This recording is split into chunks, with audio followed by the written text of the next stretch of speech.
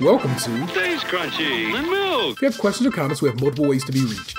Twitter is, of course, the best way for those who need instant gratification, and the show's Twitter feed is @SkimPod. SKIMPOD. Stays Crunchy. If you want to hear yourself on the show, why not leave us a voicemail? 216-302-8763. That's 216-302-8POD. Stays Crunchy. For the more patient amongst you, the email address for the show is podcast@stayscrunchyandmilk.com. Crunchy again being spelled with a K. We're available via Apple Podcasts, Stitcher Radio, TuneIn Radio, Google Play, Spotify, and of course at the website stayscrunchyandmilk.com. Please rate, review, subscribe, and share the show wherever you can. Stays Crunchy. And if the pockets is feeling extra chunky, you can put in on this and support our Patreon. It's available at patreon.com/stayscrunchyandmilk. And if you donate at the $5 or higher level, you get an entire extra show each month with even more content coming soon. Stays Crunchy. Our personal Twitters are Tatum216, Lunchbox2099, The Real ODP, and I'm your host, the Internet's Tayrail713. Yeah, okay, alright. Y'all know them niggas that I'm talking about. The ones y'all be seeing at the coffee house. Soon as they get the mic, I'll start walking out and swear that they skills the most talked about. It's time to bring the MCs on. I'm sick of niggas looking bitch trying to read poems and trying to battle me with sandals and capris on. Come on, dog. I'm about to get hype with this. Shed some light to this so-called black righteousness. Even though y'all niggas might not cuss like me, end of the night, y'all just trying to fuck like me. So what's the reason for the hating? Niggas with dreads calling themselves gods with white girls named Caitlyn. And I'm cool with interracial dating. But I ain't about to hear no fucking speeches because I want to have some bacon. I rock and twerk. That's why I can't fuck with coffee houses, man. Get on my goddamn nerves. And deep down, y'all know that I'm right. Man, I'm about to kick some Trick Daddy next poetry night like My Black Queen. Don't know Nan, nigga. The Yo-Yo, my little brother. I'm glad that you rapped whatever that was, because you reminded me of something that I wanted to mention that I've forgotten about. So, interracial dating. If you would allow me to introduce the show, then you got the ground. But we have a process here, sir. Hello. I wanted to get it in before I forgot. Hello, welcome to episode 375 of Stays Crunchy and Milk. We back up in this bitch again, full house, full complement of hosts. It's my man Chesterfield Rockwell, the 216 is on Tatum. I wish it was Taco Tuesday. Mr. Interracial Data himself, Lunchbox 2099. In the building. Or on the Zoom call. There we go, that's what's up. Oh, and of course the last to go to Coquise, the suburban Puerto Rican, the real ODP, that's my homeboy Gabe. Once wiser to myself, as a man wiser to myself once said, C is for cookie, and that's good enough for me. You getting all uppity about me calling this Zoom when it's Skype. It's like how everyone calls facial tissue Kleenex. It's the name brand now. Even though Skype came out like 10 years ago. Skype is the Hydrox of video calls. Yeah. Oh my God. And that I tried to dip my Skype in milk and it didn't get soft. So what I wanted to say real quick before we hop into the opening segment was, over the years, I've watched a lot of professional sports drafts, and I've noticed a pattern that when it comes to the draftees that are come from mixed parents, 99.9% of the time, from what I have seen, it's always a black dad and a white mom. Only one time can I remember it being a black mom and a white dad. Lenny Kravitz? Thompson? No. I'm just kidding. Jedrick Wills, the left tackle the Browns just drafted this year, his mom was black and his dad was white. Every other instance that I can think of is always a black dad and a white mom. And you're disappointed by black men for not supporting their black women? No, I have no I have no give a fuck about it whatsoever. I was just making an observation. Although I did see that white lady getting tore apart on Twitter last night. Wearing that kente cloth dress? Yeah. Mm-hmm. But bruh, like his parent, I'm like, wasn't his dad like actually African though? I think so. There was one family on there last night that was like from Africa. I don't know for sure if it was that one or not, because I'll be honest, like I kind of fell asleep during the draft, so I don't remember a lot of it. I just woke up and like I saw like the GIF of some movie or something with like a black king and a white lady behind him, and like they didn't seem too harsh, but it was definitely on the black Twitter radar. I mean, I kind of feel like the government got roasted this year about wearing kente cloth, you know, and they were reaching out to us. So no, in that particular instance, they were basically assigned to wear kente cloth by the Congressional Black Caucus. They didn't decide that. They didn't jump in on that. They was like, all right, we rocking this shit today. I expect you to be in this kente cloth. Nancy, go ahead and rock them shoes. They match real nice.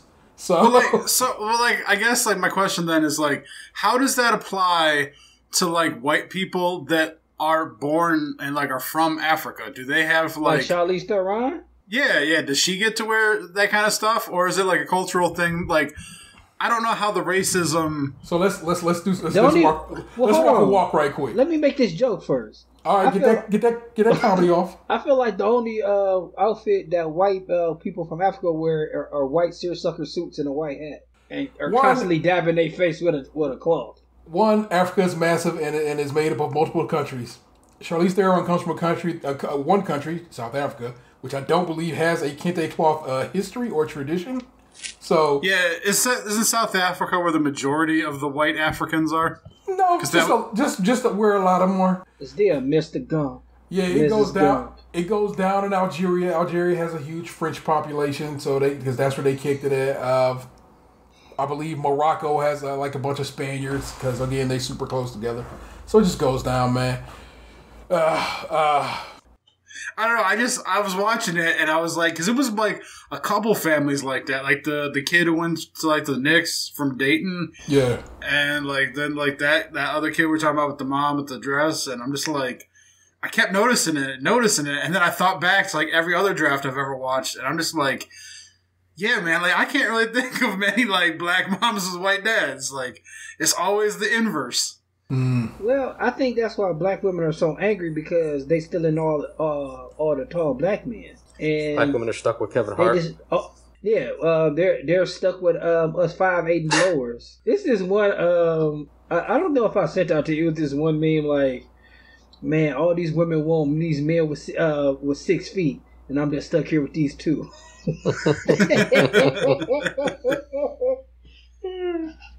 So it's been a mighty long time, and which is actually a good thing because that means they have slowed their roll in 2020 since we have taste tested some damn Oreo. And these probably could have been taste tested several weeks ago had T been able to secure them, but I was unable to. I got everybody else cookies and could not find myself a pack of these damn cookies. But finally, in my palms, the limited edition gingerbread Oreo. And I know you're like, but T, they had gingerbread Oreos. Y'all ate them motherfuckers for my long-term heads. And you are correct. We did. But they came back this year with a new twist or new recipe of these motherfuckers. So we're going to try them. The last ones were golden Oreos with a gingerbread cream that was very nice. So I liked it a lot. They made gingerbread Oreo cookies with a white cream with crunchy sugar crystals is how they describe it. Yeah, I thought this was carrot cake. Within the cookie itself, I'm literally cracking this pack right now. If you have misophonia, not down with hearing, you know what I'm saying, not down with this ASMR, I'm sorry, but this is me cracking open the package. Ginger. That's nice. Ginger is like a tough thing for me because like I really enjoy the smell of it, and I enjoy like ginger snap cookies and stuff like that. Mm-hmm. But it also is a painful reminder of the fact that Halloween's over and that like they're trying to take pumpkin away from me. I mean, you know, pumpkin's always available, baby. You can always have it. Always on the shelf. It's always a pretty stable. I know, but it means more at that time of the year. They have designs too. They're really nice. They're like 5 designs. I got one that says Oreo Joy. I got one with a gingerbread man. He's pretty happy for the fact that his limbs are being broken off. I don't know if you can see this, but damn, look at all that stuffing. I can't see it at all because your video has been frozen for a while. Oh yeah, you froze during the intro. You haven't moved in minutes. Oh, Anthony. good. Anthony looks like he's been staring at his phone for the last 15 minutes. I can pull my dick out. This gingerbread house is pretty cool. Please don't pull a tubing. I like the gingerbread house. That's an attractive print. You are correct. These bad boys is thick with the stuff. You see that? I'm dunking this one. Ooh, look, there's a Christmas tree on this one. So there's Christmas tree, one that says joy, one that says Oreos for Santa, and one with a dismembered or gingerbread man. I feel like you could leave these out for Santa and he would be cool with it. He'd be like, they're not homemade, but like they're top quality store bought. Bro, these bitches is thick. These are some double stuffed motherfucking monsters. Look at this one. Look how thick that is. Look at that one, for real. Come on, you kidding me? Look at that. I can take a car off of that ramp.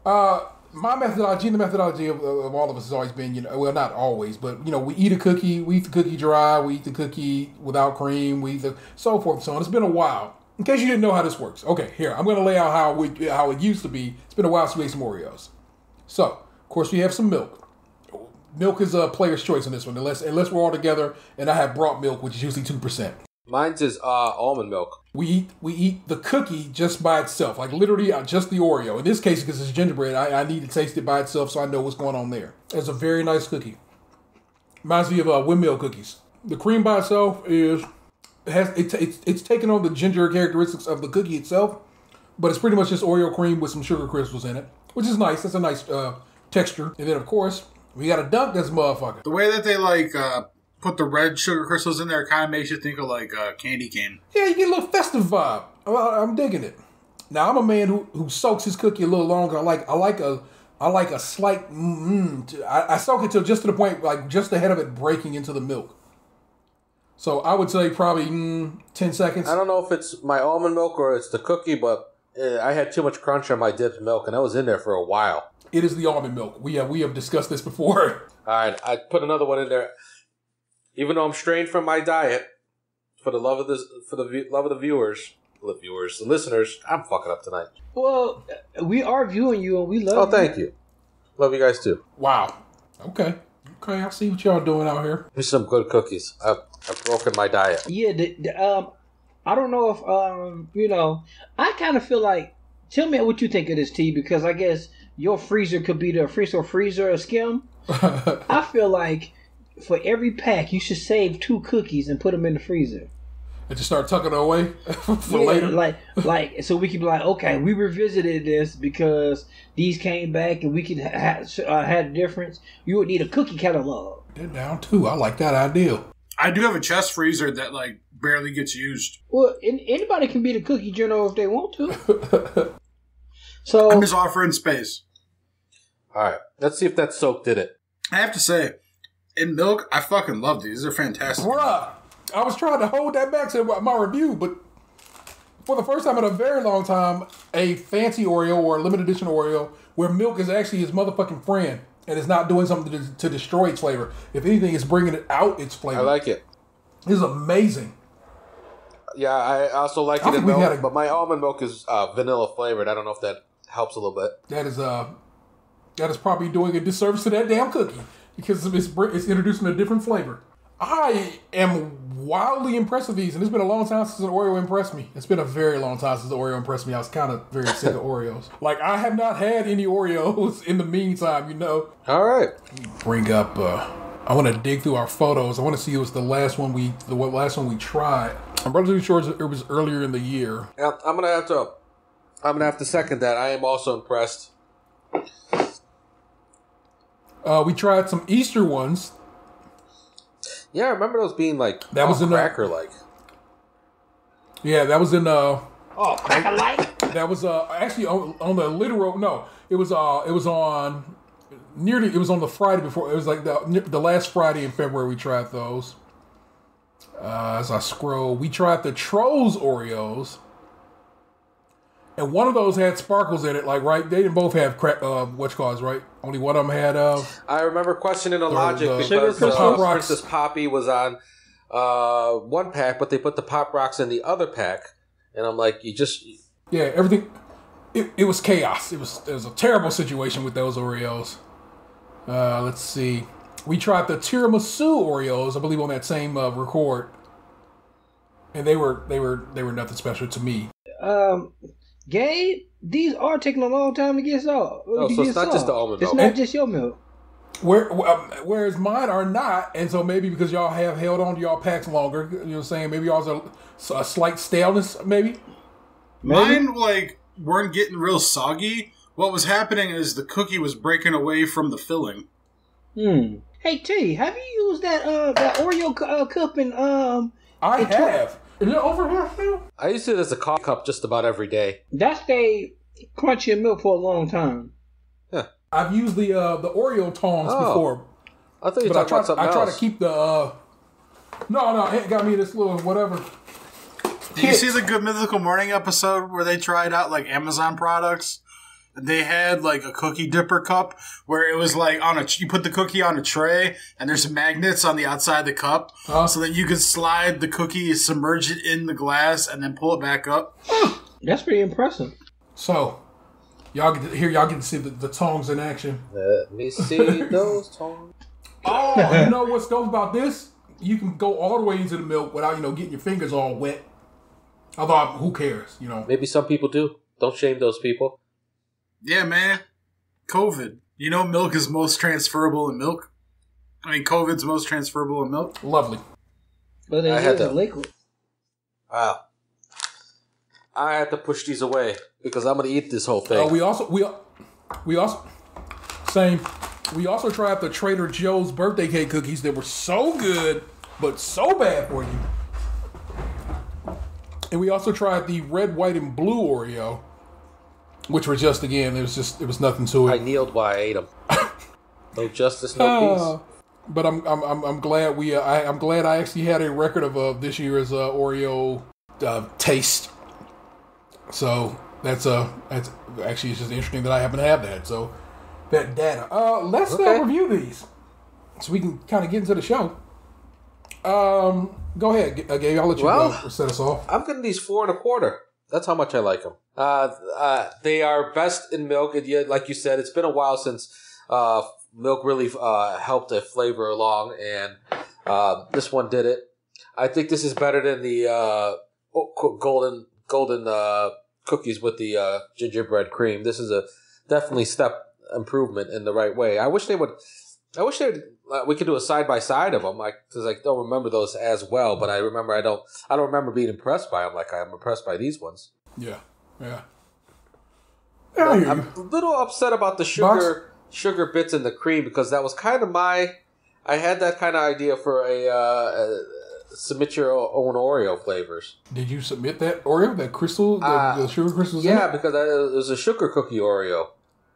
I thought it would be great for the holidays. Sugar cookie wafers with a sugar infused cream. Okay, I can hear that. Daniel? For me, they get a 5 out of 5. I can't find a single thing about them that I don't like. Now, they're not my favorite. My favorite still is peanut butter pie. But, these, are probably, number 2. These are one of the best Oreos I think I've ever had that we've tried on this show over the years. I can't find a single fault in them, really, other than they're just not peanut butter, which is my favorite thing. And that's no fault of their own. They are what they are. And I'm not going to knock them down a peg because of my own personal preferences. These cookies are fucking fantastic. Okay. I guess I'll give them a 3.75. I do like them. They do taste great in milk. But they're just a little bit too sweet for me. And ginger cookies just aren't my favorite flavor, but they are very good. For example, if we were just eating some traditional Oreos, chocolate isn't my favorite flavor, but they're good. You know what I'm saying? Mm-hmm. Ginger isn't one of those characteristics I go for in sweet things. 3.75. That's just you go into a party. It's I don't know nobody here, but I didn't have a bad time. I just didn't have that many people to talk to. They played good music and had good food, but I connected with no one. What flavor wings did they have at this party? What's your favorite flavor wing? I like a sweet heat. Okay, so what they had was these wings that were a smoky barbecue, but it was a dry wood rub. And they were delicious. So your fingers didn't get all messy and shit, but you got all the barbecue flavor you were looking for. Wings are a tough party favor. That's why this particular party thrower did dry rubs at his party, because he wanted people to still shake hands. Because this was in '99 when people can still do You don't have that. to go back that far, but okay. Hey, this is my imagination. As for me, they are without flaw. They are a 5 out of 5 Oreo. It has been a very long time since I had a 5 out of 5 Oreo. It touched my soul in a way that I'm taken aback by these. Like Box said, they are not my favorite Oreo. My favorite still remains Fruity Crisp cereal. An Oreo that they pretend doesn't exist once they made some actual Fruity Pebble flavored Oreos. But fuck them. I know what was up with them. And I got them hoes all the way from Pennsylvania on a run. So I know about them bitches. So and they were the greatest Oreo of all time. With that But these being motherfuckers said- right here is hitting top 5 Oreo, 5 out of 5 for me, which equals a 4.5 for the whole cast. So with that being said, as part of the allure of those Oreos is the traveling that you had to do, what you had to do to receive them. Nah, because then they end up showing up at Mark's like maybe a month later. So it's all good. Those motherfuckers is just my shit because Fruity Pebbles is my favorite cereal.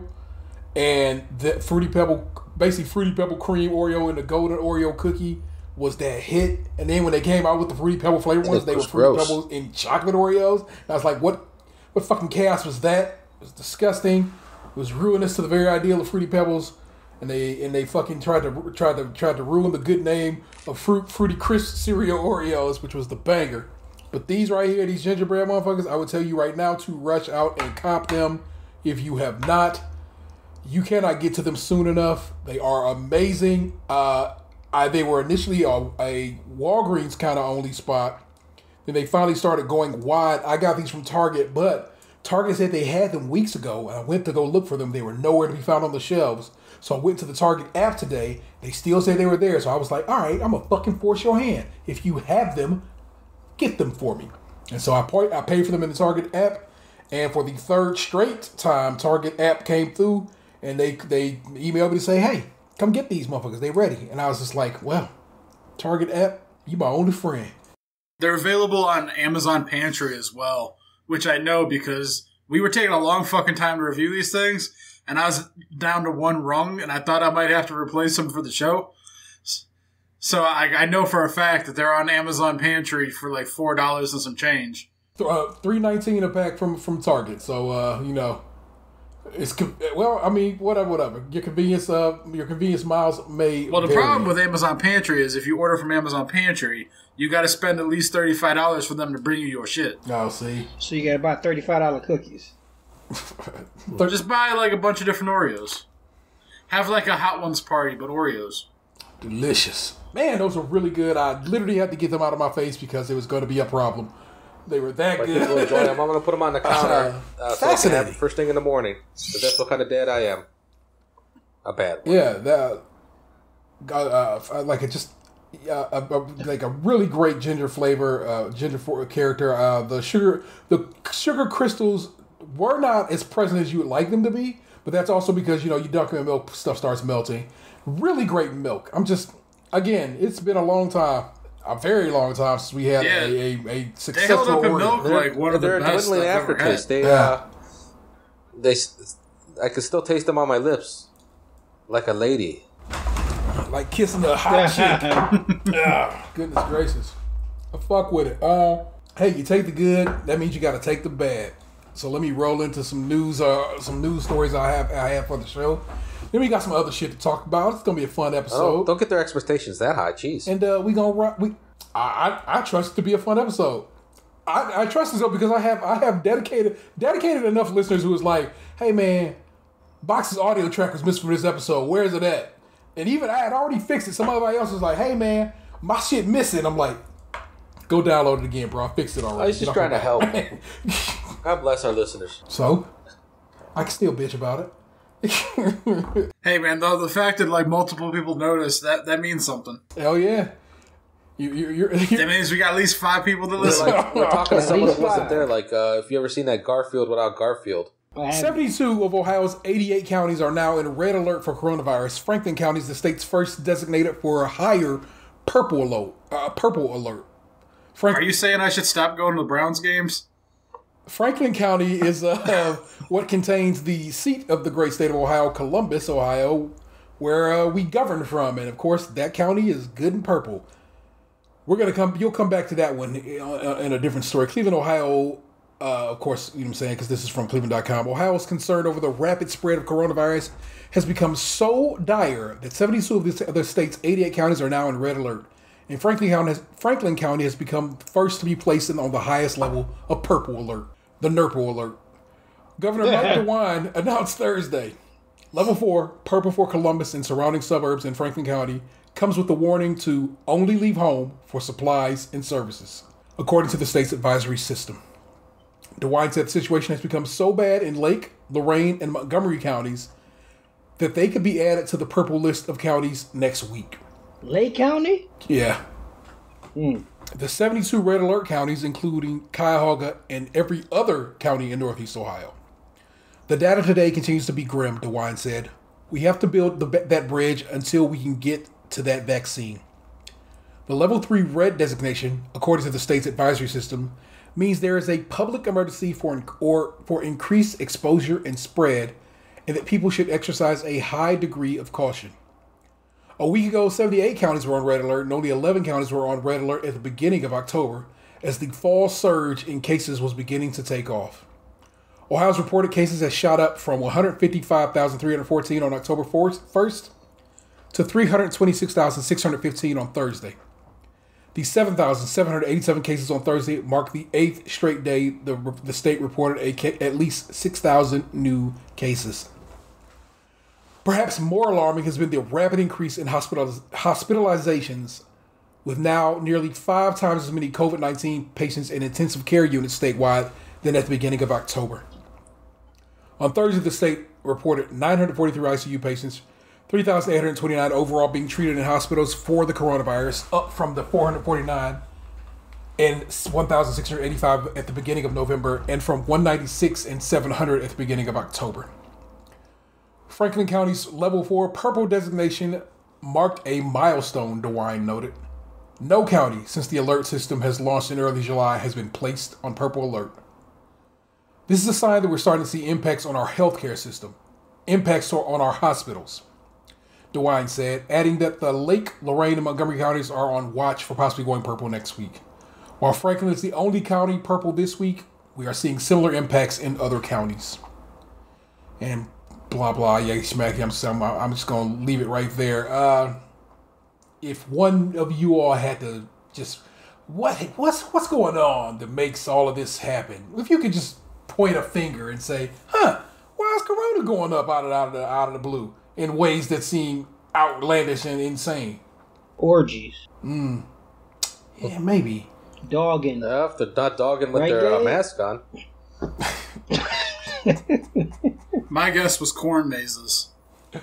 Yeah, it kind of was. My whole thing was Halloween, and Halloween's whole vibe is what I think, because people just decided, fuck it, I'm going to parties, or I'm going out and I'm going to kick it, and I think, Dude, it was parents taking their kids trick or treating too. Like I went over because Halloween was on a Saturday this year. It fell on the weekend. My buddy had some people over to watch the Ohio State game that night. He was trying to make it a Halloween party too, but that wasn't happening because he has ADD and he don't plan shit. So like, there was just like a handful of us there watching Ohio State and shooting the shit. And he lives in Lakewood, and so like I had to park like half a mile away because like there was no street parking near his house. So I walked by like groups of trick-or-treaters, and it was just like kids walking around all willy-nilly with their parents were all packed up together. Like there was I didn't see a single surgical mask on any person. Now, granted, like a couple of kids like had Halloween costume masks on, But like none of the parents did. Like none of the parents had. They were all just clustered up all together, just doing whatever. Now, in that regard, we are supposed to be, and this is according to the science, we're allowed to be outside. Outside is actually where you actually like only place you can kind of kick it at because it has no place to trap the Rona. It's basically what it comes down to. I know, but I mean, I'm saying like it was like groups of parents together in one cluster. All up on like, together. Like it was like multiple families went out together to go trick or treating. Yeah, probably. It wasn't just like a couple walking their kid down the street. It was like the one pack of people I walked to. It was like 4 families linked up together trick or treating. Too much. I went to Target around Halloween and I saw this couple in costumes. And I was like, oh, you guys are off to a party somewhere, which is insane to me, but I guess that's just what it is. The woman was dressed up, I believe, as a Cleopatra type vibe. She was very attractive. Stunning situation there. Anyway. Did she have a blue eyeshadow? No, she did not. Oh. So, but, disappointed! But, the governor himself seems to has said that it seems to be funerals, weddings, parties, bars, and restaurants seem to be what everybody's pointing the finger at in the great state of Ohio because people were just like, I'm doing this and I don't care.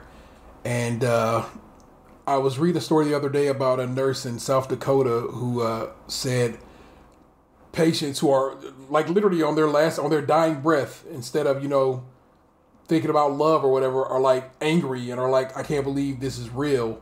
I thought this was all fake and blah, blah, blah, blah, blah. And they're dying literally with hate in their heart, mad that they got to this point of dying. Not thinking of loved ones, but angry that they died to begin with. And I'm like, yeah, I kind of get you on that, bro. I would be mad too if I fucking got the Rona and I didn't believe in it. But I do believe in it because I follow science and I have that's where my faith lies, I guess, in science. So, what do you think would help people realize that this shit is real? It's too late for that. It is well past the ability for that to happen now. Nothing is going to make these people because at this point everybody knows somebody who's had it. Lots of people probably know somebody who might have died from it, and it still doesn't seem to make people want to put on masks. They still want to argue that it's bullshit and so forth. And in fact, how about we go ahead to the next story? Again, another Cleveland.com joint. Ohio lawmakers passed bill stripping Governor Mike DeWine of his power to issue statewide coronavirus orders. What? This is from Jeremy Pizer over at Cleveland.com. Columbus, Ohio lawmakers on Thursday sent Governor Mike DeWine a bill that would strip his administration of the authority to issue statewide coronavirus orders, even though the governor said the measure would be a disaster and vowed to veto it. Senate Bill 311, which passed 5830 along party lines, would ban the Ohio Department of Health from issuing mandatory quarantine orders enforced against people who are not diagnosed as sick or being directly exposed to disease. It passed the state Senate in September. The bill would not void existing state orders, including the 3-week 10 p.m. to 5 a.m. curfew announced by the governor earlier in the week. A renewed statewide mask mandate and a stay-at-home order like the one DeWine ordered the state health director to issue last spring, but it would prohibit such orders from being issued in the future, and it would allow lawmakers to vote to rescind any existing state health order. Supporters say the legislation provides a needed check on the DeWine administration's authority to unilaterally issue health orders. Conservatives in particular have fiercely criticized many of DeWine's coronavirus policies, arguing they infringe on personal freedoms and unnecessarily devastate the state's economy.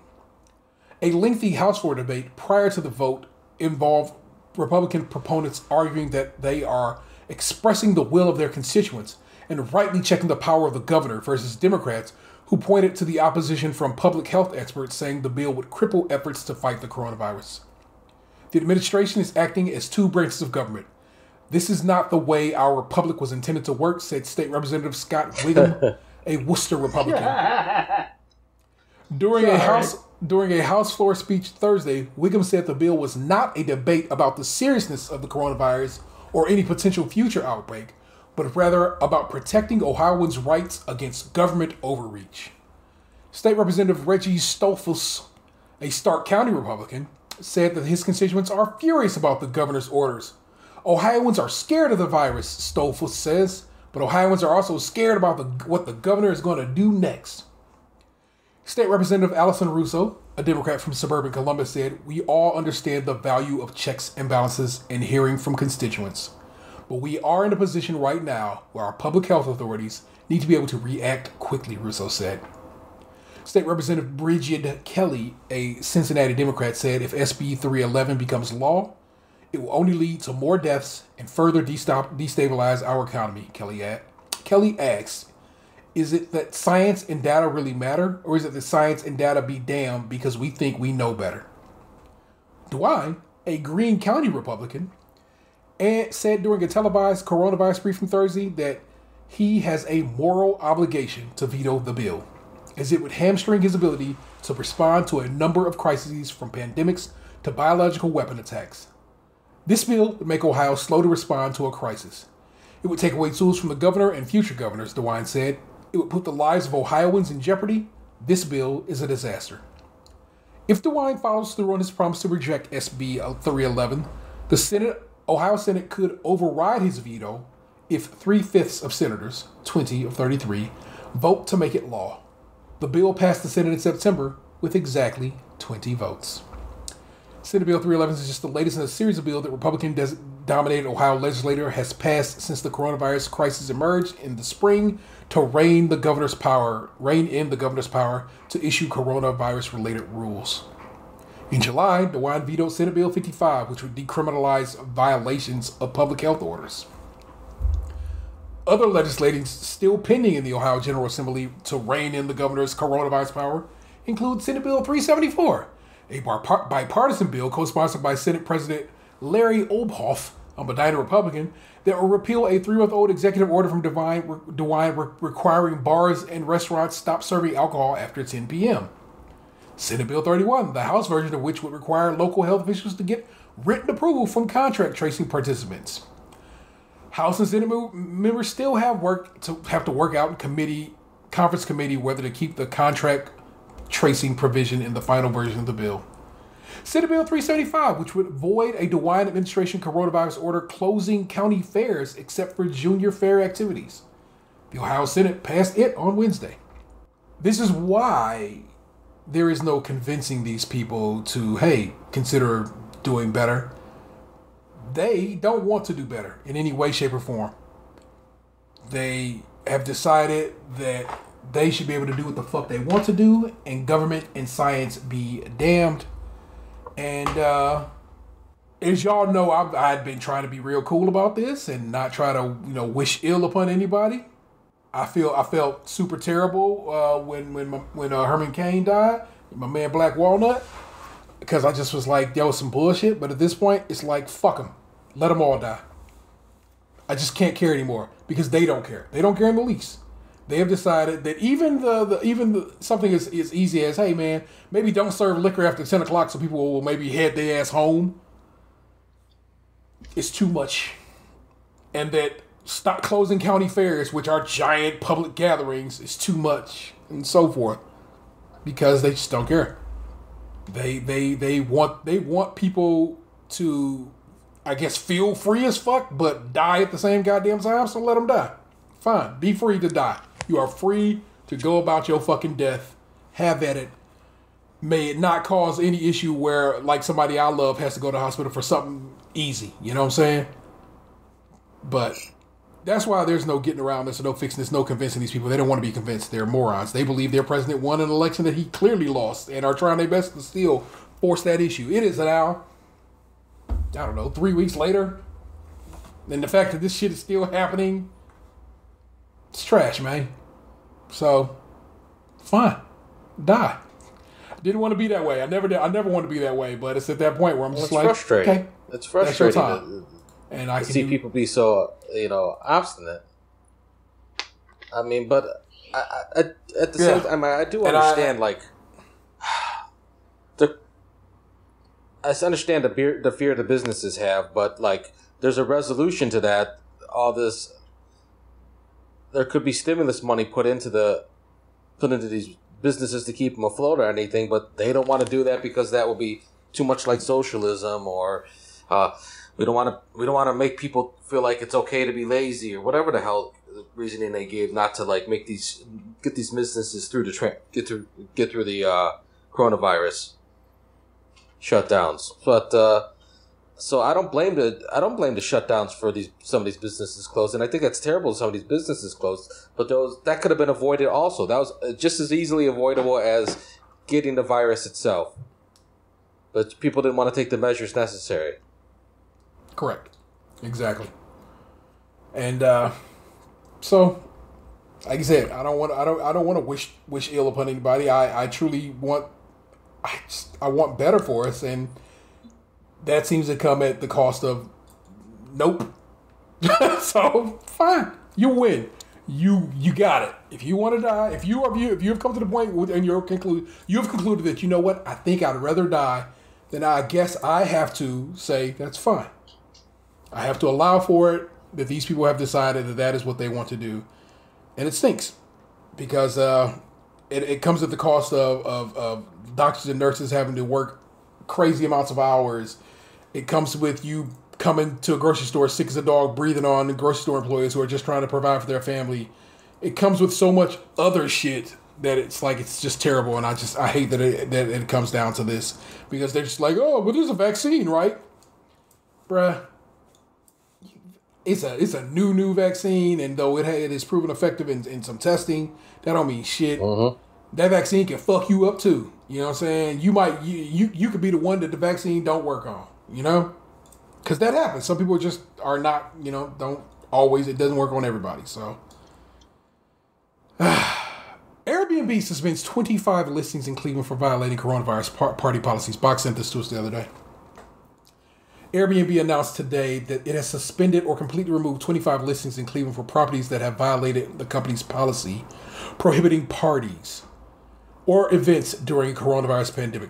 The vast majority of hosts in Cleveland and throughout Ohio contribute positively to their neighborhoods and economy, and they also take important steps to help prevent unauthorized parties, like establishing clear house rules, quiet hours, and communicating in advance with their guests, the company said in a release.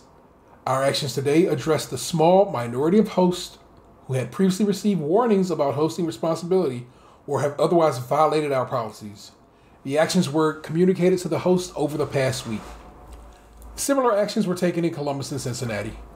We all have a role to play in reducing the numbers of parties and large gatherings during the pandemic, Alex Dagg, Northeast Ohio Public Policy Director of Airbnb, said in a statement.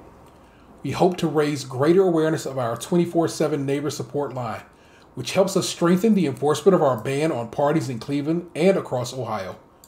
Airbnb has instituted a host of restrictions meant to deter listings from being used for parties and gatherings this year. The actions the company said, came after complaints directed to its 24/7 hotline. That was from Cleveland Scene, and by Vince Grzegorek is the author on that particular one. They don't want to stop people.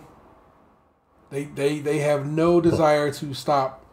Right now, what is it? It's like I want y'all to South Dakota's numbers is where, again, we discussed last week where what's crazy about that is, so I've been watching the HGTV app on my tablet, because GTV has wonderful programming. Guess what commercial keeps on coming up during the ads? Come to South Dakota. It's okay, baby. Like, I live in Cleveland, Ohio. Why am I getting asked that it's okay to come to South Dakota? It is. If I'm not mistaken, it's something like 90% of the state or some stupid ass number like that has coronavirus right now. Because it's like, of course, it's not a large state, so. Well, it's only like 3 families that live there. So. I guess I'm trying to find the actual numbers, because, like I said, they were so ridiculous that I was just like, how is that even possible? Yeah, I think like they had all their votes counted by noon.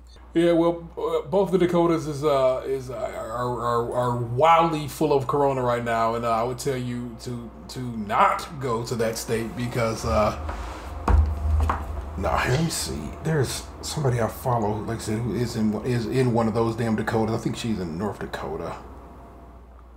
And of course, I'm not going to think of this person's name. Well, either way, I'm sure she doesn't want to say that she's from those states right now. Either way, like I said, the numbers there are so ridiculously bad that I'm just like, I'm astounded. Like I said, it's just, and their governor, I think just now finally issued a mask mandate. The WHO said if 95% of people wore masks, we could cut down on coronavirus infections like within like just weeks, like a super short amount of time. It's ridiculous.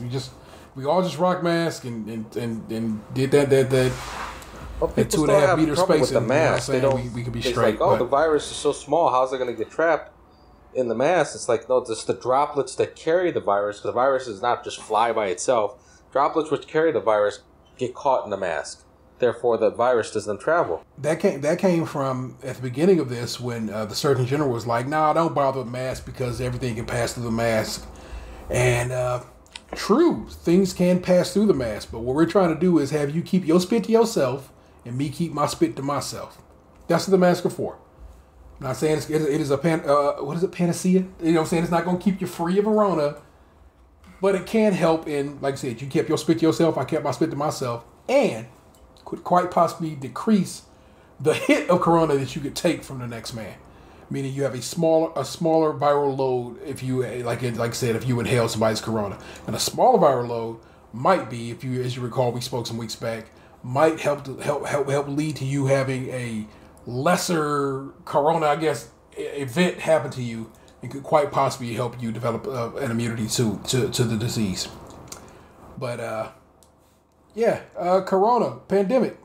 We have been at this a year now. Almost. Well, okay. It's been a year since the first case was cited in China, and so I got an email at work. Or no, it was an email, or was it? I think it was an email, but it might have been on just like the company home base. It was like, we've decided the earliest we go back to the office is March of 2021.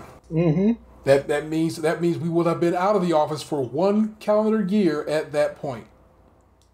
And that is if everything works in our favor, meaning we get a successful and safe inauguration, and we start taking the vaccine, and people have done what they're supposed to do, and we've lowered the overall infections in the country. This is going to be, it's going to be the Spanish flu pandemic all over again. It's going to be multiple years, and the same reasons. Politicians saying, "Nah, fuck that, I don't want to interrupt freedoms." People saying, "No, I don't want to wear a mask." It's like we are just a goddamn historical joke. And so we are doomed to repeat. This one is fun. It's a long list. Am I about to rattle them all off? Maybe. It's from Scene again. I love Scene. I saw this and I was like, clicked on it because I was like, hey, I know that lady. And then I saw what it was and I was like, well, this is a delight. So we're going to run through these. You're going to hear my mouse click. I'm sorry, because it's one of those articles where they don't let me have the whole thing, where I have to click on. So I have to click through each one. So it's one of those listicles. 35 things every Clevelander can agree on, even in these divisive times. I've gone through this. I don't agree with all of them. See? Number 1, the air show is art. Number 2. I'm not that passionate about the air show. We start off with not agreeing? Number 2. What were you about to say? You like to what? I used to get free tickets to the air show every year, but now that I'm older, it's just noise. Yeah. Number 2, fest season is best season. Tremont Ale Fest, Hessler Street Fair, Ingenuity Fest, the Festive Feast of the Assumption. We really don't give a shit. Just give us beer and food and put us outside and we'll be there. Gosh. The first snow is beautiful. The next 50 suck. I think we can all agree on that. That little candy coated snow the first time, you're like, oh, that looks kind of nice. And then it's like, no, thank you. Yeah, I'm disagreeing with everything on this list. I love almost every snow. Because, like, sometimes you get that light shit, but when you get that real heavy snow, that coats the trees perfectly, you know what I'm talking about? I hear you. I love that. Fair enough. John Adams is the soundtrack of the summer. Who? I don't even know who this guy is. Oh, it certainly wasn't the same without Adams' drum providing the background noise for the tribe in his weird short season. That's the guy who plays the drums at the Indians games. I didn't know that nigga's name was John Adams. Again, resident disagree. sport expert. Did you know that? His name? Yeah. He's watching football and he don't know that dude's name. There's something about Lake Erie sunset. And I was watching football. I agree with that. I do agree with that. Something about it. It is something about a Lake Erie sunset, and it is something just lovely about it. We're all gonna miss Sokolowski's. I Never been. Can't miss it. The one time we tried to go, that bitch was packed. Yeah. So I loved it enough for all of us, and that's all that matters. Fair You know enough. what that does? Free Mondays at the zoo is a true life hack. Fuck that. It is not. I'm gonna agree with you. I'm gonna say you right now. Go on the dates you have to pay. Just pay it. It's everything about it is easier. Just pay the fare. It's like $10. That feeds the animals.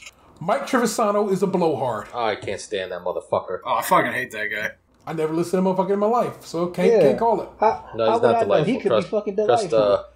Trust us on that one. I'm gonna put this picture in the chat right quick, and I think you'll agree. He looked like an asshole. It's just gonna give you the whole article. I was hoping it would give you the picture. My apologies. That's that tall ass lady. She's delightful. Oh yeah, no doubt. We'll get to her. Steelyard Walmart is hell on earth. Disagree. Same. I get it. I know that it can be bad, and I know some people have had some experience there. But I also have walked in there, slid over to the fucking pharmacist, and slid right up that bitch like nothing ever happened. Not only that, like I used to go like in the morning before work. Yeah, that 7:30 run is the lick. 6 o'clock. It's the worst Walmart I've ever been in. The worst Walmart I've ever been Puerto in Rican is on Walmart. Park, so I disagree. Oh, for me, that's the second worst Walmart. Whereas I think the worst Walmart is the one out there in Lake County. Out there, like where next to near the Captain Stadium. Oh yeah, that's the one in East Lake that I go to from time to time. That shit just feel like it's full of heroin. No bueno. Phase 2 of the casino is never coming. But, I think we can all agree on that. I don't think it was ever intended to come. That's what we like to call the old rope-a-dope. This one I find dumb. At least we're not Detroit. Detroit saved this country. I don't want to rip on Detroit anymore. Yeah. I got homeboys living in Detroit. And in the parts of Detroit I've been in, just lovely. But Box has told me he's seen some bad shit. I've seen bad Detroit too. I've seen bad Detroit. Like, scariest place I've ever been in. That's not our fault that you went to go see RoboCop get murdered. I was just trying to go to Canada, okay? We have the best ice cream. From Mitchell's and Honey Hut to Sweet Moses and Mason's Creamery, Cleveland is an ice cream lover's dream. I mean, how could I agree with that, having never had ice cream in any other state in my life? I've had ice cream a lot of places, including Sweet Jesus up in Canada. And in fact, when Anthony and I went to see the Doughboys back in January, Jesus Christ, it's been so long, they got Mitchell's ice cream to test, to do a little test on stage. And Dano got it, right? Dano copped it, and we straight up, like I'm saying, my man Carl Tart was like, "Yo, which one of these motherfuckers is the hit?" And me and Anthony both was like, "That pralines, bruh, is that shit." And these people from way out of town, California, and in Dano's case, Massachusetts, was like, "Yo, y'all was dead ass," and I was like, "Yeah, we kind of know what we're talking about here." So indeed. No, go ahead. Oh no, I was just gonna say. So indeed, I feel like we do have a very good selection of ice cream in this town. Don't know why, but we do. My girlfriend seems to be lactose intolerant, but that pralines and cream, she gets it in the milkshake, she'll suffer through it. There you go. This is number 14. If we hear about the lake catching on fire one more time, we'll lose our mind. One, never was the lake, it was the river. This is a poorly written article at that point. But they're right. Yeah, I'm kind of sick about hearing I was about to say, I'm like, come on now. Get your shit right. The Cuyahoga Valley National Park is awesome. Yeah, okay. Yeah, Sure. I can agree with that. Lindale should be thrown in a deep hole. Lindale. I still owe them fuck money. Lindale. They're never going to see that money. You hear me, Lindale? You can't even drive through that bitch right now. Like, they got it shut down. They shut the whole street down. They're doing construction. If I want to go to Lakewood, I got to drive around right now. Well, Isn't Lindale right by? Is Memphis Kitty Park in Cleveland or Lindale? that's in Brooklyn. Okay. So It's in Brooklyn. It's like a quarter mile from Lindale. we had a whole discussion about this some weeks back. You know how I feel about this. I guess it's just more like don't break the motherfucking law. You ain't got to worry about Lindale. I ain't never had to pay Lindale ticket because I ain't never broke the law in Lindale. Easy on me. Barrio is either under or overrated, and there is no in between. That's probably that's the only thing they said right. They got the Trevisano thing right. Yeah, I think I've only ever heard like one person say that like they thought Barrio was okay. Everyone's either I love Barrio or you're like me where you fucking hate Barrio. Exactly. Our art museum really is the best. It kind of is fucking amazing. I know the last time you went to the art museum. Never been. I realize it is a terrible time to say go to the art museum because I don't want you dying. But when you are able to go check out the art museum, it is insane that it's free. It's madness. It's so good. It's so good. So the most upsetting part about all this is on that day in March, I was off of work to go to the art museum after my doctor's appointment. Yeah. And they shut that shit down. Yes. Yeah. High school football is religion. Disagree. Maybe, but it ain't my religion. I don't attend that church. I feel like that'd be more of a Texas thing. Yeah, that is definitely a Texas kind of thing. We love the West Side Market, even if the city runs it like shit. I love the West Side Market. Don't think the city runs it like shit. Don't care how the city runs it technically. I just enjoy the West Side Market. They're killing it off. Betsy Clean is a national treasure. Betsy Clean is that tall woman you was just talking about, and agree 100%. She is indeed a national treasure. Betsy Clean is the best.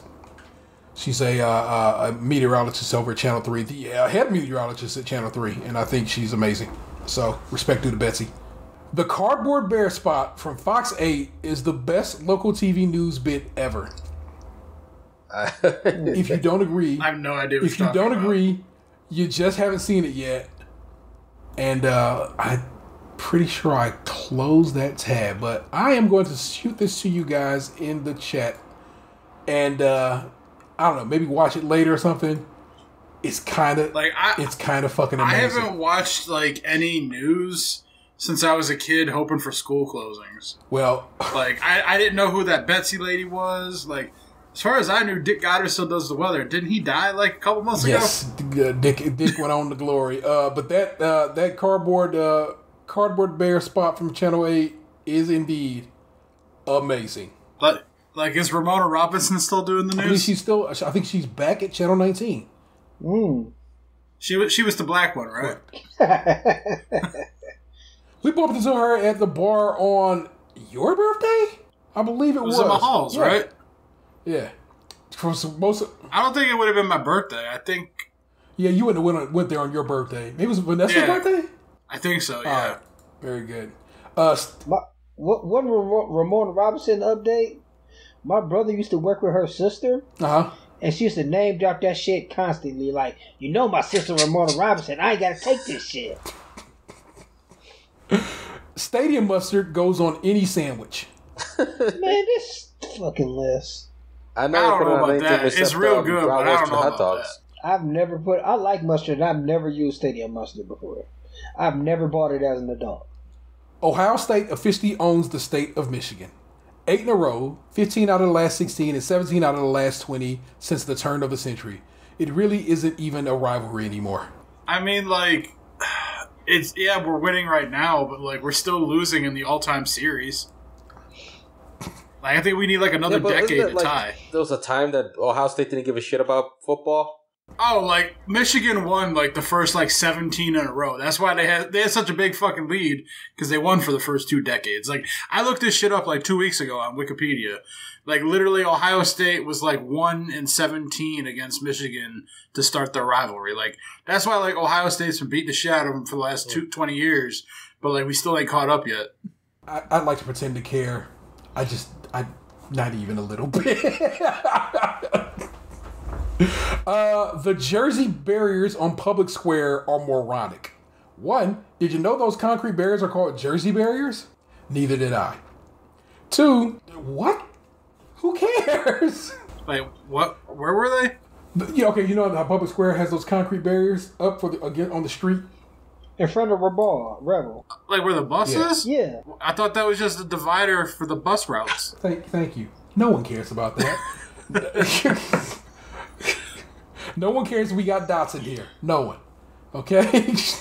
Well, yeah, because like the buses stop there and let people off. Like it's functional. Bruh. This is like I said.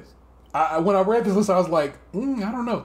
480 sucks. Potholes, traffic, people driving like idiots. 480's the worst. Maybe like 480 out east, but like I can't name that anywhere around here because they fixed that shit up last year. It's all like brand new pavement and everything. 480 by me is like clean and silky smooth. Also, I've driven at this like I'm not to be on my own dick, but I've literally at this point driven all over this goddamn continent. It ain't bad. It's no like. Our highways in Ohio are fucking fantastic. Comparatively, exactly. Yeah, like I've driven a lot, especially in the last couple months. Like I've driven a lot worse. Exactly. Fall is clam bake season. Do we do that shit here? Do we even get clams in this state? I was about to say, we don't even have fucking clams. Where are they coming from? Who's doing clam bakes? One of our coworkers, whose name I would just let walk this, it was always talking about clam bakes and how she loved clams. And I'm like, where's this happening at? Who's got the clam bakes? I know they do like the corn festival out in like Ridgeville. Like, do they do a clam bake too? Bruh, all I know we got is zebra mussels, and we don't eat them hoes, but the walleye do. So, again, disagree. Great Lakes Christmas Ale is our city's official beer. I can agree with that. Sadly, I would say... I say that like that because I think Thirsty Dogs is better. I was going to try other Christmas ales. Going to try Fatheads because they're local. I mean, Fatheads has been local. What are you talking about? Didn't they used to be a Pittsburgh beer? Now they're... I believe that's a different Fatheads. Oh. Ah. I say that because Joe Thomas had mentioned that, and then someone tried to correct him with what you just said. And then they were corrected by somebody else saying that's a different Fatheads. Oh, okay. Oh, fair enough. But Thirsty Dog was made by like a guy who used to work for Great Lakes, and he left and made his own brewery. So like he has a similar recipe for Great Lakes Christmas Ale, but I feel his is better. Oh. We miss Bernie. Maybe Baker's the answer. Maybe he's not. Either way, he's no Bernie. Bernie was kicking it when I was like shitting my pants as a kid. Like, I don't give a fuck about Bernie. I'm sorry. Well, first of all, the only piece of heat song we got is Bernie, Bernie, oh, Bernie, Super Bowl. Ain't no fucking Baker, oh, Baker song, so fuck that. I mean, I was at the game the other day, and when we won, they played that, like, Browns First and 10 song from, like, 1999, like, with the music video and everything. And it had, like, that, like, 80s, like, type of montage type shit in it with, like, the dudes in the studio. Like, come on, Browns, it's First and 10. Tim Misney's commercials are phenomenal. There are so many iconic local spots that it's hard to pick a favorite. But Misney's bald head has dominated local airspace for years. It's hard to choose anyone else. I wouldn't say, like, fantastic or iconic or anything, but he definitely has, like, one of those billboards that's where it's like, I can hear pictures. Yeah. No comment. We miss the plain dealer. I don't. We were making paper mache pumpkins the other day for Halloween. I was like, let me get a newspaper. Let me like make it look aesthetically, newspapery, along with the orange paper. Man, that motherfucking paper was $6. was just was it a Sunday paper? Yeah. Oh man, yo, $6 though. Yeah, it was $6. I was just like, not everyone might make use of them, but Playhouse Square and the world-class orchestra are dope. they are though. Look beyond that. Beyond the chandelier and you'll see a world-renowned theater district in downtown Cleveland. Head up Euclid a bit and you'll find a world-renowned orchestra. So, sure thing. This one is one of those things I'm like, yeah, I guess that still holds true. Fuck Art Modell. Hey, he dead? And He's been dead. piss on his ashes. You know, I don't like the phrasing on that previous one because it's not like it's like a quick jaunt from Playhouse over to the orchestra. Like you gotta go through like the hood to get there. No, to go up Euclid? Not really. Not really. Because the Orca isn't Severance Hall down like by the museums. Yeah.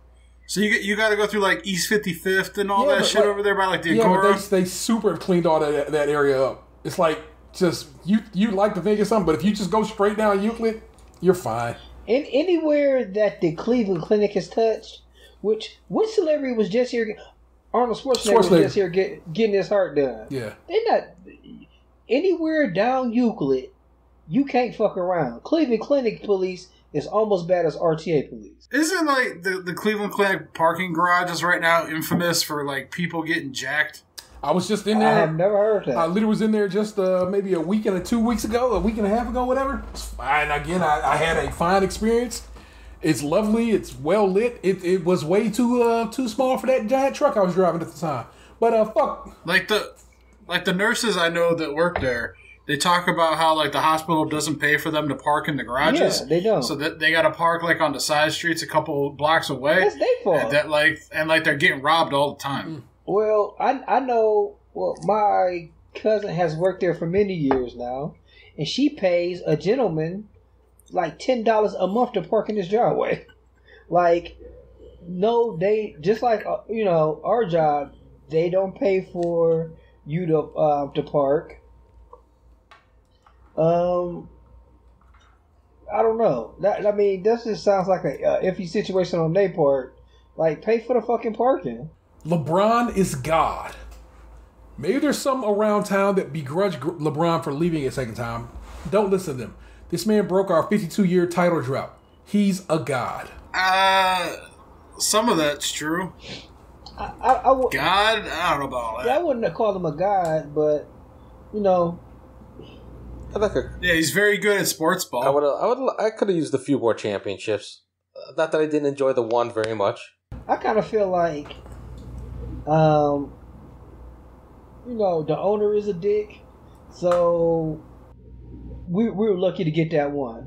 Yeah, like I'm not holding the fact that he kind of like went back on his word in that letter on that return against him because he won one, but like. Revisionist history, like he definitely like said in that bitch that he wasn't going anywhere anymore and he was retiring here, and his ass left like 3 years later.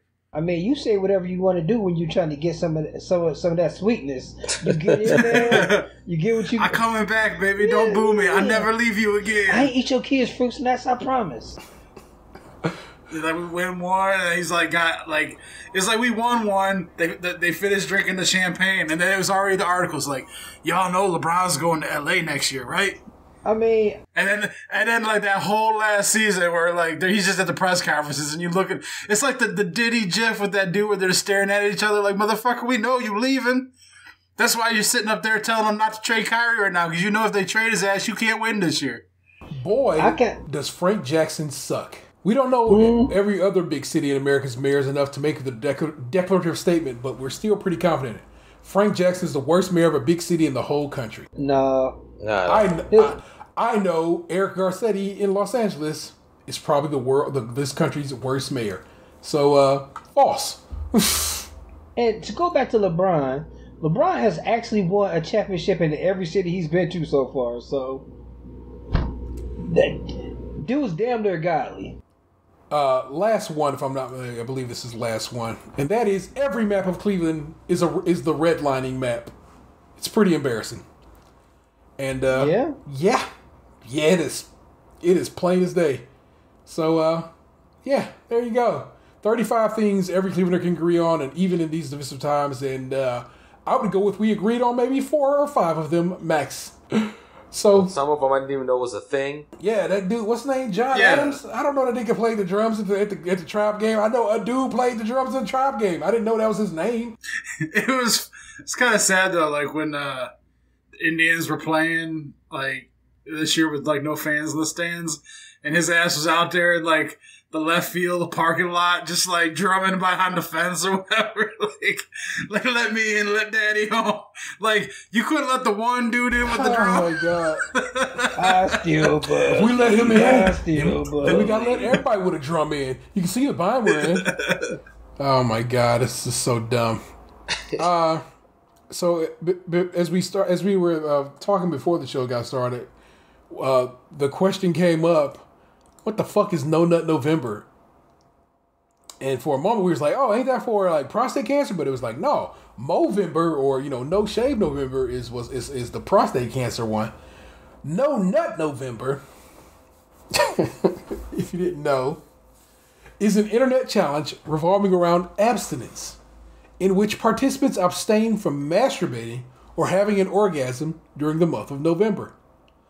Although No Nut November was originally intended to be satirical, some participants claim that abstaining from ejaculating and watching pornography has health benefits. And an Urban Dictionary entry, that bastion of knowledge for No Nut November, was published in 2011.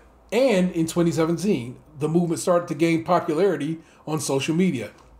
It is associated with the NoFap community on Reddit, which encourages its members not to masturbate. So the Reddit community r/No Nut November grew from 16,500 subscribers in November 2018 to 52,000 subscribers as of November 2019 and 85,300 in November 2020. After some public figures such as Paul Joseph Watson, don't know who that is, promoted the campaign, E.J. Dixon of Rolling Stone magazine suggested that the movement has been co-opted by the far right. Vice Media criticized the challenge in 2018 after followers sent threats to X-Hamster's Twitter account. What? No Nut November has been described as extremely online. So they've politicized masturbating or not masturbating. It always ends up being that. It always ends up being these Proud Boy-esque people who have decided that jacking off ain't cool no more or whatever. Oh, it's cool. Or they're not gonna consider me Miles Davis. or they're not gonna support these women on OnlyFans or whatever they decided to be grumpy about. And sure thing, guys. Threaten X-Hamster? I shake my head. So I don't know what to say about that shit. It's probably because someone accused them of having a gerbil up their ass. And they're like, we're coming for all the rodent porn. Well,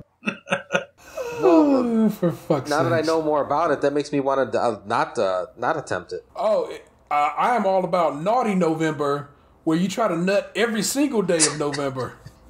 Damn right. Just go to town. You do it. Damn, I wish I knew about that one at the beginning of the month. I'm only like 75% on that one. Well, I said you try. I didn't say you succeed. You try. Oh, I would have knocked it out of the park had I known. Mr. Davis, I would have made a concerted effort. Oh my god! I would have charted it. Let's jump over to this Vice article that says, "Let this be the last No Nut November. The No Nut November movement, a challenge of orgasm denial, has been co-opted by misogynists and the far right." This is from last year. So this year's No Nut November, a Reddit-based challenge that tests the limits of participants' ability to withhold orgasming for a month, has resurfaced a connection between abstinence and fascism, with some participants going so far as harassing and threatening pornographers online with calls to kill all pornographers. Ooh. 5 days into Triple N, porn platform X-Hamster sent a tweet about Triple N and NoFap, a similar group, calling them anti-sex killjoys who are peddling bad science. People piled onto the tweet with anti-Semitic images, hateful replies, and threats to kill pornographers. One image warned of the so-called dangers of pornography, calling for capital punishment for porn makers. A moderator for the r/No Nut November subreddit told me in a Reddit private message that the challenge is just an inside joke. No one is seriously calling for the deaths of pornographers, they told me. They don't approve of hateful behavior. We do not tolerate bullying or targeting anyone, adult entertainers included. We will take appropriate measures to counter this kind of behavior, but honestly, we have not seen anything like this before, they said.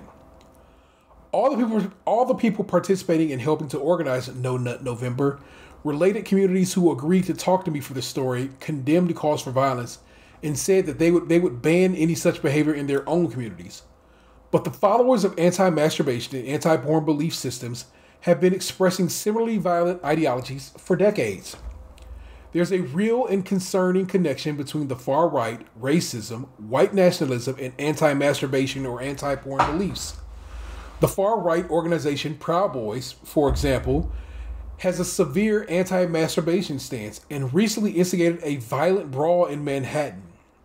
The man who shot 2 women to death in Florida in a Florida yoga studio earlier this month, again this was last year in November, was a self-identified involuntary celibate, incel, a community of men who resent women for denying them sex.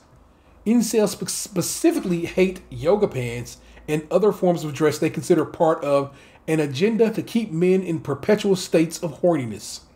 Bastard. Just this week, Thought Audit went viral on Twitter after misogynists online threatened to send the Internal Revenue Service after sex workers in a viral harassment campaign. I remember when this happened. It is reasonable to assume that many of the people who are posting threats against X-Hamster are just joking and don't intend to actually harm anyone. But if the rise of white supremacists to the real world from the fringe internet communities of the last few years has taught us anything, it's that we can't dismiss threats of marginalized people just because they shared online. There's a growing anti-sex worker sentiment that's growing in the same right-wing online circles. Much of it trapped around regressive ideals around masturbation. And if people in the adult entertainment industry say they are being threatened, we need to start listening to them right now. So yeah, No Nut November, man. It's it was already it like a lot of things on the internet started out as like, ha, that's funny, and then became like, we got to do this to be men. You know what I'm saying? Because people just take shit too goddamn far. Well, they're so angry because they're not. All that wild ass. That wild ass QAnon shit started out as kind of like ha ha, and has now become like dangerous because everything seems to take these turns now. You know what I'm saying? It starts as just a joke on somewhere on the internet and in some corners of the internet, and then it becomes like, oh, okay, well, that went from being a major look to a white power symbol. You know, it's just how it goes down now, man. So it's rah-rah out here. It's wild. What else? We were talking about collectibles. And you said you wanted to kind of holler about that one. Okay, so I've been watching a show on it. I know it. What does the repair shop come on, T? Other than Netflix? I believe it is a Channel 4 show in England, but let's double check that. Okay. The Repair Shop. Nope. BBC One and BBC Two. So that's a BBC show, not a Channel 4 show. BBC 7, BBC Heaven. Okay. So I've been watching this show on Netflix for a few years now. Yeah. It's called The Repair Shop. As T stated before, it comes on BBC One and BBC Two. But I've been watching it on Netflix, and pretty much they bring in collectibles and different whatever kind of knick-knack that they need fixed that they had over the years to this shop, and they fix it. They do clocks, watches, toys, furniture, anything you can think of. And I mean, I watched a couple other shows, and you know, America is relatively a new country, so like some of the stuff we don't have is as old to collect, but we still have stuff. And it made me kind of think like, man, what am I going to pass down to my kids? And like, when my dad gave me this, and, like, we don't really do that. Like, what kind of, like, stuff is, like, do you guys have, like, around your house, or your parents still have, that was from their parents or their parents from before? I don't believe I have anything that was passed down from, like, my... Well, yeah, okay, I'll take that back. My grandma had this this doll that my Aunt Anna gave her. It was a Spanish doll, like literally from Spain. And there's a lady in a dress holding a guitar. And my sister has that now at her house. So that is something that has passed through a few generations at this point. So that's kind of dope.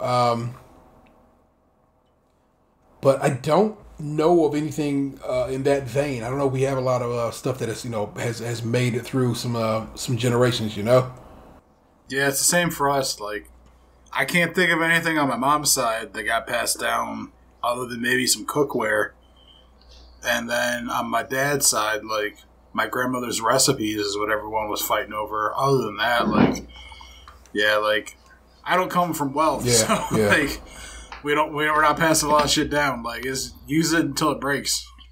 I don't like. I have like upstairs in our house, a bowl.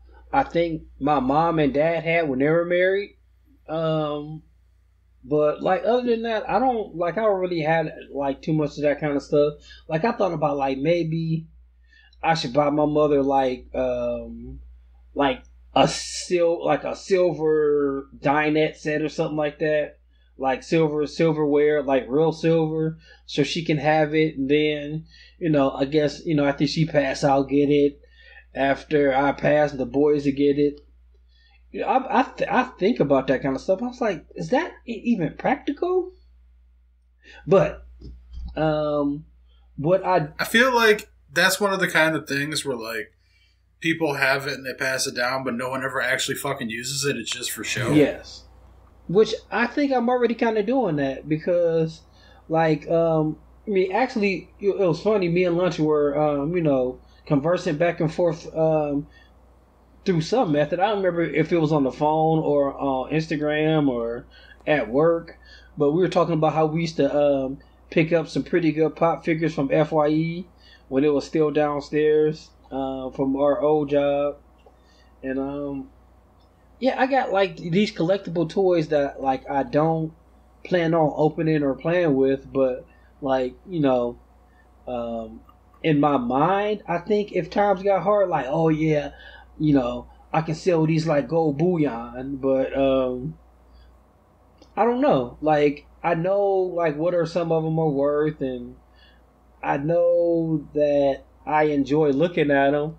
I'm not playing with them, but if times did get kind of rough, I'm sure I could get at least a little bit more than what I paid for them. True. I got this Game & Watch, Super Mario 30th Anniversary Game & Watch toy, I'm going to call it that, the other day. And Vanessa was like, should you buy another one, maybe try to flip it? I'm like, nah, like I said, I flipped like 3 things on eBay. One having been a really poor experience that I talked about on the show. And I'm just like, I don't want to bother in that realm anymore. It's just, I get it. It can work out, and that's great. But in most situations, man, in my experience, it has not been worth it, to do any kind of flipping. Right now, I see that, like tons and tons of people cannot get their hands on the new consoles. And of course, they are all over eBay or third-party Amazon sellers that are like for 2, 3, 4 times what their value is. I'm just like, I can't call it, man. It's wild. So I don't know, man. I have some. Like I said, I have a copy of Frank Ocean's Blonde. I play it. It's a regularly placed. It's a loved album. You know what I'm saying? I truly do love that album. If you went and looked it up on Discogs right now, that album has a wild valuation because Frank only sold it for so long on his website directly from him, and so there's bootlegs of it, but the actual album itself, I've seen it listed from like, you know what I'm saying, a couple of $100 all the way up to like $4,000 at some point. You know what I'm saying? It's like, it's insane what people think the value of that album is. You know what I'm saying? Right now, its sales history, the highest a copy has sold for is $950. The last time a copy of it was sold was for $595. And right now there are 23 for sale. And like I said, one of them for sale at $3,000. Because folk just be, you know what I'm saying, that's what they think they can get for that album. So like I said, I have a pretty substantial record collection. I have some that are in there that are highly sought after, you know what I'm saying? And so, but I'm not selling them. I'm just not, you know what I'm saying? And then I have some that I'm just like, what the fuck are y'all wilding about this record for? It's so easy to get, you know what I'm saying? People always be tripping about My Beautiful Dark Twisted Fantasy. Like, I can't find it anywhere. Is $90 too much to spend for? And like maybe a week before I saw it on Walmart for like, you know, $20, $25, you know what I'm saying? Because it's a regularly pressed album. It's like, just because eBay's trying to tell you that it's something that's worth something does not make that factual. That's just what they think they can get for it. And you know, you hope, but that'll make it so, you know. Yeah, it's like that with like the Funko figures too. I kind of feel like the difference between like the Funko, like they really don't make those again for the most part. They might do some variations, but they don't make them again. Oh, I agree. I'm talking about more like when they first drop. Yeah, like there's that initial release. And, like, especially with, like, some of the exclusives where people will go super crazy, but then, like, there's always, like a second wave or whatever, and the prices come back down. But you're right. Funkos do have that kind of, like, Beanie Baby quality where they do retire some of them and they don't print them again. Yeah, like, I didn't go crazy, but I really wanted this Big Hulk Gladiator that only was at Target. I didn't find it. I didn't buy it. I rarely go on eBay to buy myself something like aftermarket, like especially for like a uptick in price.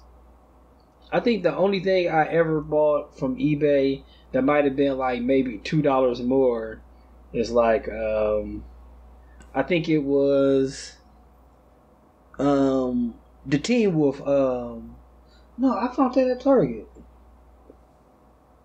Might have not. I think was it the Flock Teen Wolf? Dan? Probably. Because I know whenever we talked about the Teen Wolf, you were always like, "Oh, I already got it." It's like a variation. I got one with a T-shirt from Target when it was on clearance, and it's like another one. I gotta check, but it was like a flocked one that's that looks hairy, but. I've never really been like big on eBay because much like T, I got like eBay woes.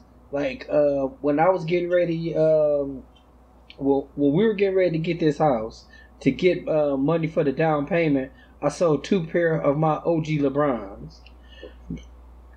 One I sold for I think $450, and one I sold for $650, and the first time, like I put it up on eBay, somebody claimed they bought them, and they definitely didn't give me any money. And eBay didn't even fucking check. They was just like, "Hey man, where our money at?" And I was like, "Well, I didn't get my money." And then later on, like a year later, it was like, "Hey man, this dude gave you money." I was like, "No, I didn't." It was like, "Oh no, he didn't." So, yeah, I don't really mess with eBay that much. I sold like on eBay for a little while, just like some old collectibles and like some amiibos and random ass shit. And most of my experiences were positive, but like there were a couple times where like some people were kind of like unreasonable or asking ridiculous shit. Like when we used to open those blind boxes, I remember I sold like a rare Disney Sully from Monsters Inc. Oh yeah, I remember that. I sold it to somebody on eBay. I shipped it out, and like 2 months later, they tried hitting me up saying that like they didn't want it anymore because they had their money back. I was like, no. They must have found it at a regular price or something like that. They told me that like they'd been out of the country, and then they came home and decided they didn't want it anymore. And I'm like, well, tough shit. I'm back on American soil, and I want to exercise my American rights to get this shit back. There was like a couple times where like people like something got damaged in transit, or like the package was a little more beat up than they thought. So like I gave people like a couple bucks back here or there. Like the one time like the box was jacked up, and like I ended up having like a spare. So rather than sell a second one, I just sent them the other one that I had and like called it a wash. Just because, like, I didn't want the negative feedback and, you know, I didn't want the hassle. But, like, most of the people were, like, fine. But I also wasn't selling shit for, like, $600-$700 like you guys were. Hey, mine was $200, sir. Like, I was even selling, like, digital cards. Like, the Star Wars trading app shit on the phone. Like, I sold a couple cards on there for, like, $100 each. That's pretty dope. But, like, it was like, yeah, I was, like, making trades with people on, like, a digital app, and still no one was, like, trying to fuck me over on that shit. Like, they were buying this shit on eBay. I gave them, like, they gave me their info. I go on the app and trade it. And, like, everything was working out fine. Like, no one tried to be like, oh, I didn't get what, you know, because, like, I couldn't provide, like, a FedEx tracking number for that shit, really. So, like, I don't even remember what I was doing. Like, I think maybe I was setting it for, like, local pickup only or something like that. Yeah, what was crazy about, like, actually, so, like, I've only sold, like, a couple pairs of shoes. Like, the way you have to set it up is, like, you take a picture of the shoes, you gotta, like, get a piece of paper under the shoe, write your name, whatever your tag is, and the date under the shoe. Like, I'm actually taking this picture right now, today, at this time, and then, like, take, like, 15 different angles of the shoe, like, so it won't be heel drag. And this one dude who was he said he wanted to buy the shoes, you know, because they message you back and forth. And, like, by the 10th message, somebody else had bought the shoe. And he was just like, oh my God, you actually sold those? I'm like, yeah, man. Like, somebody contacted me, and they didn't want to go through eBay. They just wanted to go through PayPal. So, like, he was like, come on, man, I'll give you 100 more. I'm like, you could have had them at the regular price 10 minutes ago. You a dummy. But such is life. But, like, hopefully in the future, like, if I have to sell them, I'll sell them. Like, if we ever get a new house, or, like, you know, when I'm truly done paying for daycare, I'll probably, like, get some nice shelves to put them on, to display some of the favorites and some of the nice stuff you guys have given me over the years that I truly love, and show it off. But my son really, really wants to open up just like everything. I have some toys and like I said, I've been like, I should open them and, like, just position them and make, you know what I'm saying, put them in action scenes and just keep them motherfucking moving. But again, I have that I have that itch in the back of my mind. I'm like, but what if one day you need to sell them? I'm like, but I'm not going to sell them. It's just never going to happen. I know it. I accept it. But of course, that worry, that slight little bit of concern is still sitting there. Like I've been looking at reviews for like a space heater for the office, my office downstairs, because it's been cold, and I bought a little tiny little radiator that's supposed to be like basically supposed to heat that size space, and it definitely didn't work well. And I was like, well, so that turned out to be bullshit. So then I just send it back? No, because I'd already thrown the box out. So I just accepted. I took the L on that one. But I started, like I said, researching further this go around. I wanted to make sure, like, okay, so like I said, this room is this many square feet. It's this big. If you account for the actual height of the room, what can heat that space and heat it efficiently and so forth. And I always, so you know how I go down. I always go hit that 1-star reviews, and people be in there like they always what their worries or their concerns or their lived experience would cast doubt in my mind. You know what I'm saying? Even though it's like, 750 5-star reviews, it's them 7 single-star reviews to make me go, but man, what if that happens? You know what I'm saying?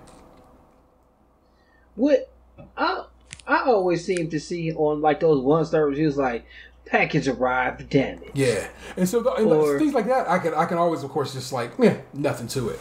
But it's the ones where it's like, I don't know. I had it for 2 weeks and then it died, and I see a lot of those. You know what I'm saying? I'm like, oh God. I'm saying, what if that happens? So I truly can't call it, man. So a wise man once told me, you never look at the 1s and 5s. You only look at the 3s. Those are the people who are you're taking time to really say, well, you know what? It worked for a couple weeks, and then this happened, and guess what? The company sent me another one. So, matter of fact, when we got off here, I am a lover of space heaters. Yeah. The only reason I didn't say anything when you told me that you bought one before is like you said you did the research. So I'm gonna send you a couple. You tell me what you think. Well, I just copped. So it just arrived today. Is a Vornado all-room space heater.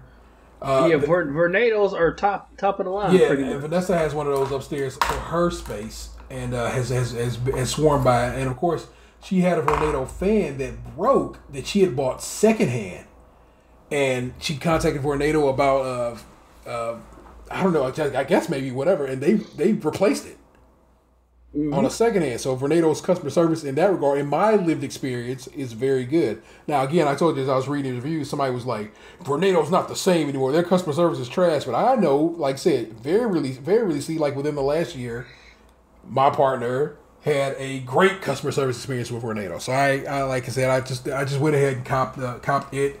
If it is chilly tomorrow when I first set foot in the office, I will turn that on and we'll see how it does. So that's the game. You might want to put like one of those like spring loaded like bars and put a little curtain up on the doorway. Oh, the door closes. I just close the door.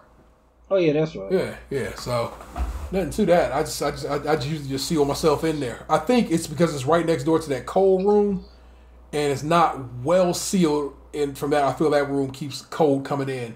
So what I have found is opening the door to that cold room, and closing the door on my room seems to like keep a nice equilibrium for temperature wise. So, but again, we hadn't had this week. We've had a couple of below freezing mornings outside, and the office has started off at and on the chilly side. So, but we shall see. Like I said, we'll see how it rolls, man.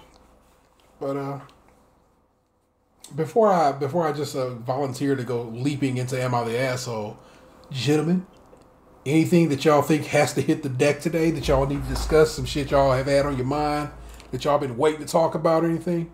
I have nothing. No, I think you covered all my stuff already.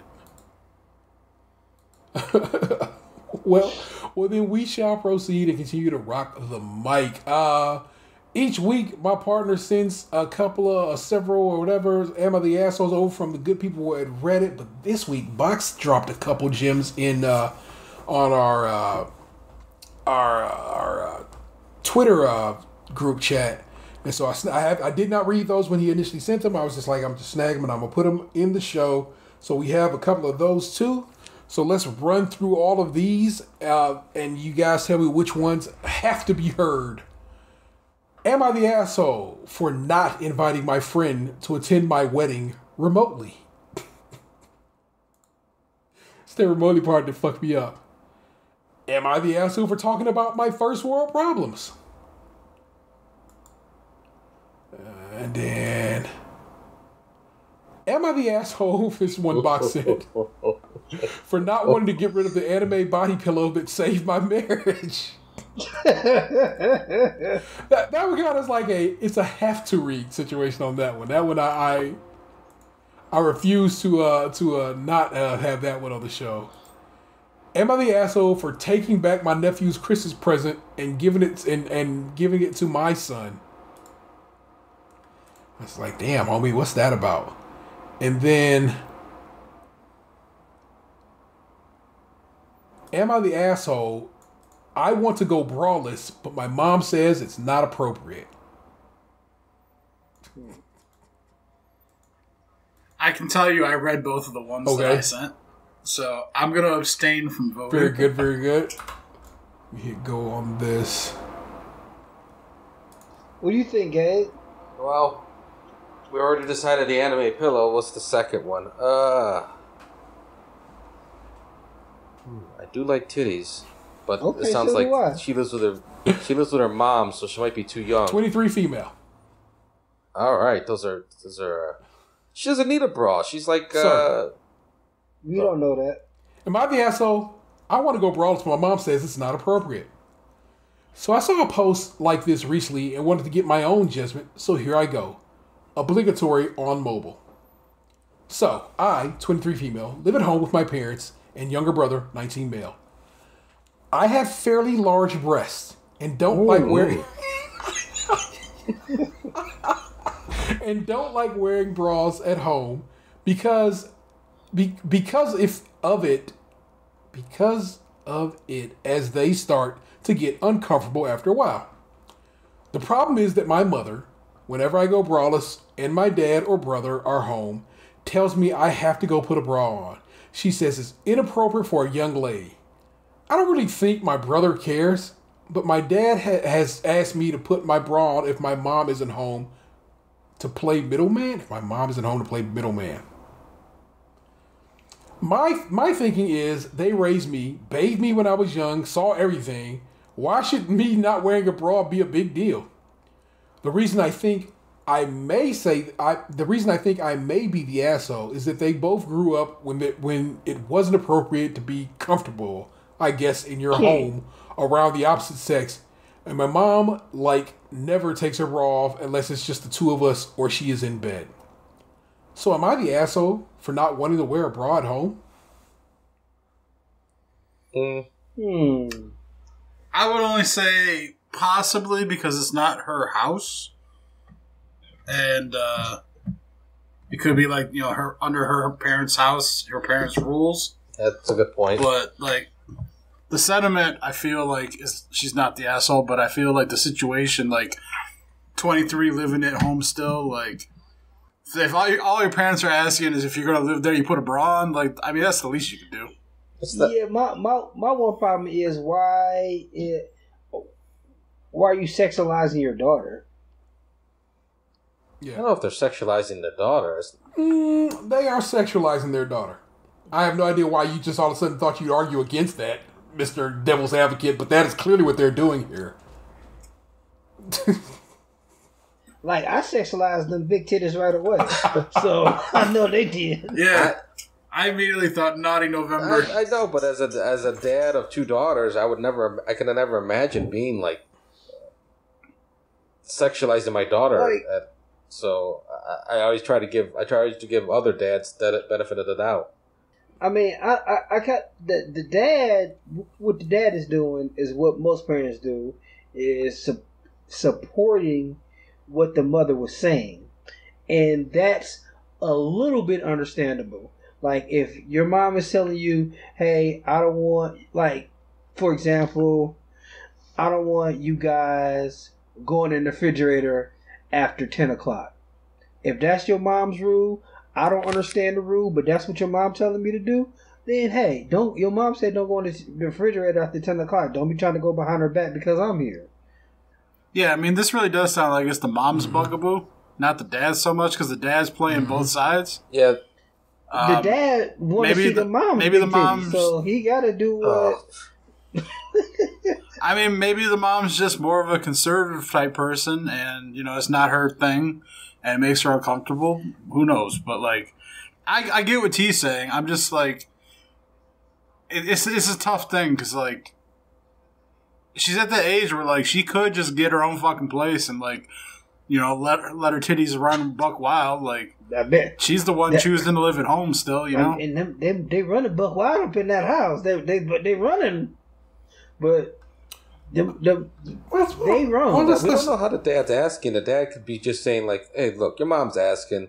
I don't care. I don't even notice." What if she wearing like a crop top and just like the bottom of her boobs is hanging out? Well, that'd be a problem. Well, let's get some of the comments from Reddit. We always like to do that. This person says, "Not the asshole. Why on earth would it be inappropriate around your family? The way your mother talks is making it sound like your own father is seeing you in a very inappropriate way, and that is very, very creepy. You're not walking around. Not a ZZ Top video. You're not walking around topless for crying out loud." Not the asshole.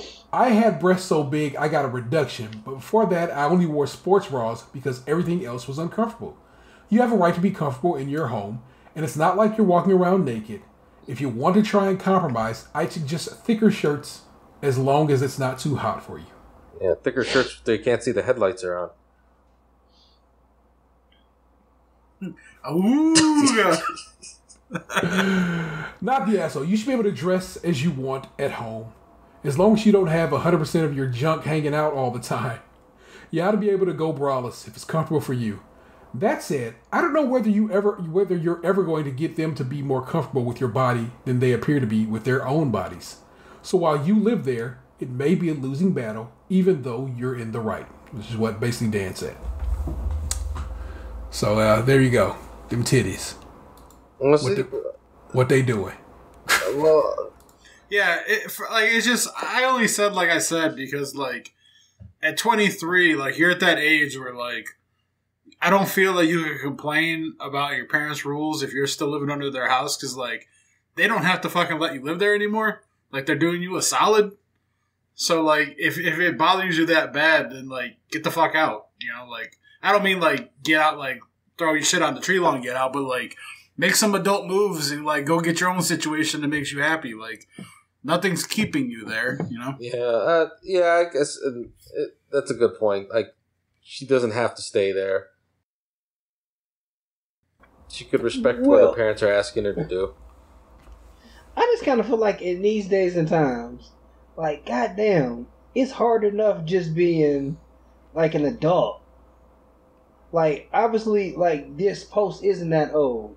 Like she's living at home for a reason, not necessarily like if she's just fresh out of college. You're usually out of college by 22 years old? Yeah, usually 22.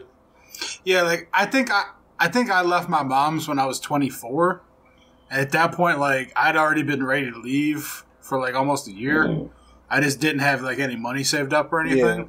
So like I understand the financial benefits of it and everything. I'm just saying, like, if she's getting to this point, like, the writing's on the wall that it might be time to, like, bounce out. Yeah, especially, like, I don't know about, I don't know what color these people are, but, when I was about 12 years old, I was washing the dishes and I was musty.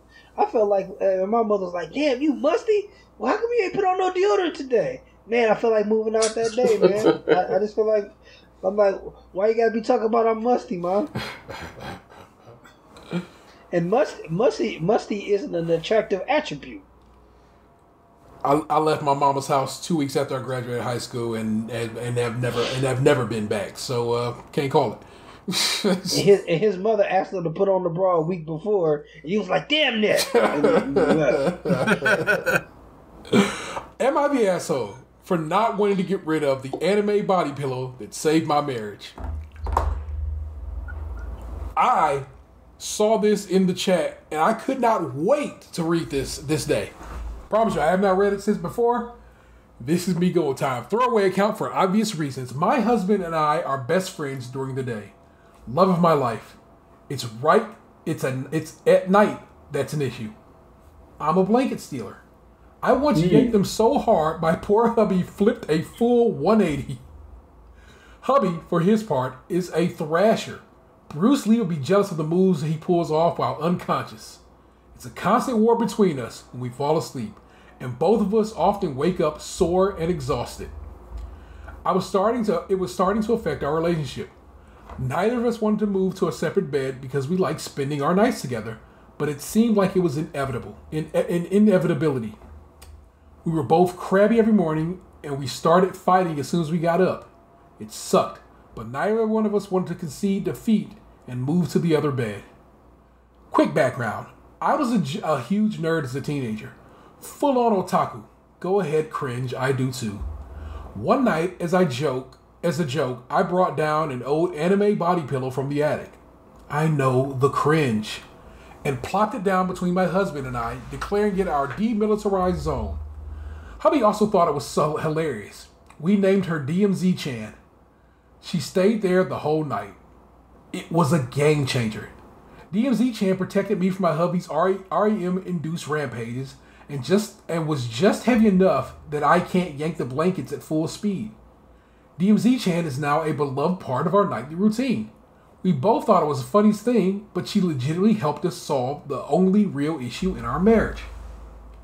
One day, mother-in-law stopped by to pick something up. She goes up to use the restroom, passing our open bedroom door. You can guess what she saw. DMZ-chan propped up in the middle of our bed. Her giant, soulful anime eyes looking right back at mother-in-law. When she got back, she quickly grabbed her stuff and left. Hubby and I both confused. She later mentioned DMZ-chan to hubby while they were on the phone, and it absolutely mortified him. As far as I know, mother-in-law now thinks we're deviants in a three-way relationship with a body pillow.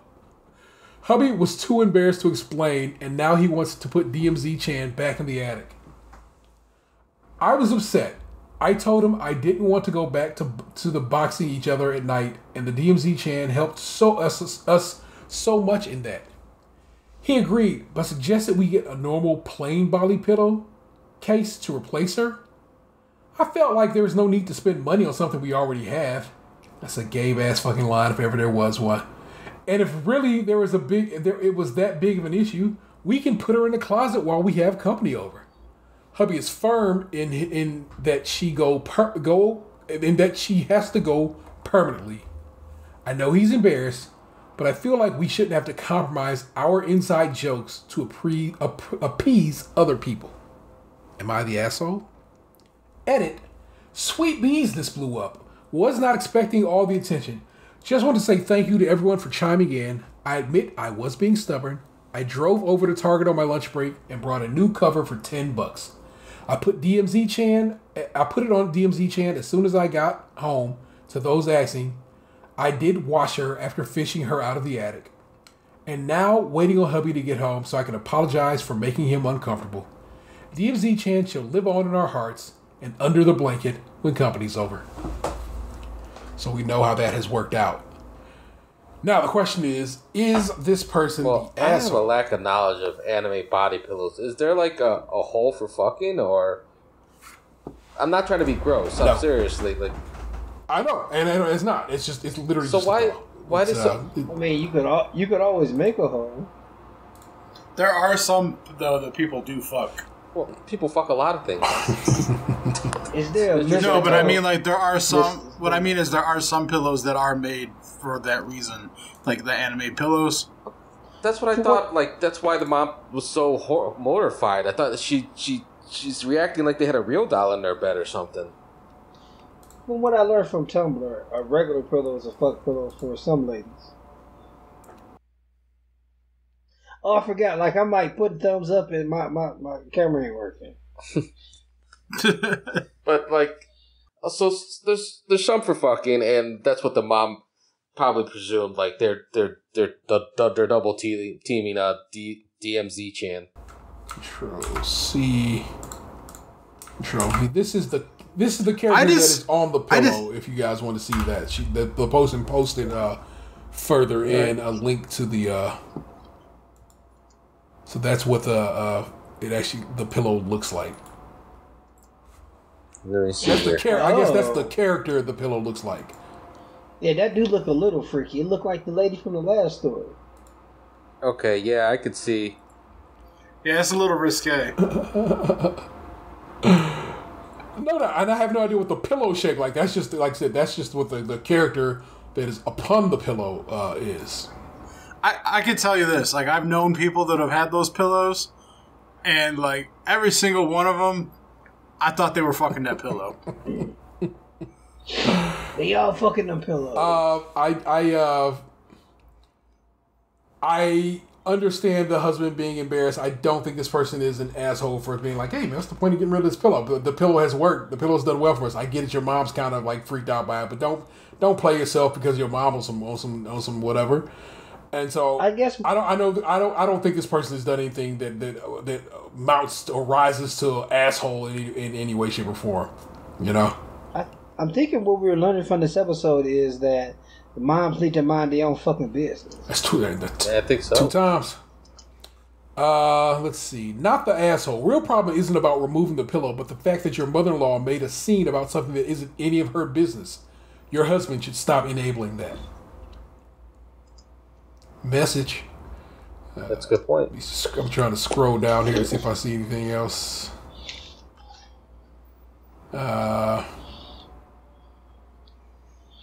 It's a lot of... What's that conversation? Like, Mom, I'm not fucking the pillow.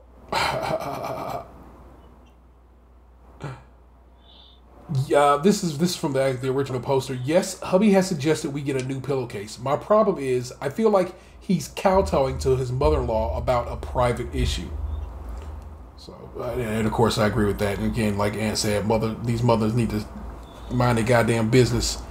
Reddit is totally on this person's side and has decided that this person is not an asshole. But this particular response has been highlighted and got some stickers and shit like that. This is by Meow. That's right. is the commenter. I definitely see where both sides are coming from. Getting a normal pillowcase is an easy compromise for sure. And depending on the person, a conversation like that with their parents could be pretty traumatic. But I also see where the OP is coming from, I think. They mention multiple times that they know it's nerdy and or cringe or whatever. They seem sort of ashamed of it. But I think maybe being able to joke about their past and even bring a little of it into their present may have given them a deeper sense of comfort with their partner, and that is what is being compromised here. I don't really think about the pillow so much as it's about her opening that part of her up to him. Him initially liking it and having fun with it, and then changing his mind entirely when an outside entity said, I think it's kind of weird. An otaku has usually spent a fair chunk of their time having people treat them differently or call them weird because of their interests, and it's probably a little jarring to have it happen at home as an adult now too. This is all conjecture, of course, but I do think the issue of OP is more than someone outside of their relationship was able to influence one of them to stop enjoying something they once enjoyed for basically no reason. And that's true. It's jarring to open up yourself to someone, them accept you for who you are, and then decide, oh God, I can't accept you for who you are because the rest of the world doesn't accept you for who you are. And so I could see that being jarring to this person. And you're right. I think she should. No, get a I'm not saying divorce. that. But yeah, but it's like I can understand how it's like, yo, bro, man, I let you in on some shit and we had a great time with it, and that's our jam. And just because your mama weird don't mean you got to be weird. So I think they should fuck that pillow. I don't doubt that woman has fucked that pillow before. And hey, enjoy celebration. Pro pillow fucking in this on this show. I'll put that down as the official position of this podcast. You want to fuck your pillow? Go for it.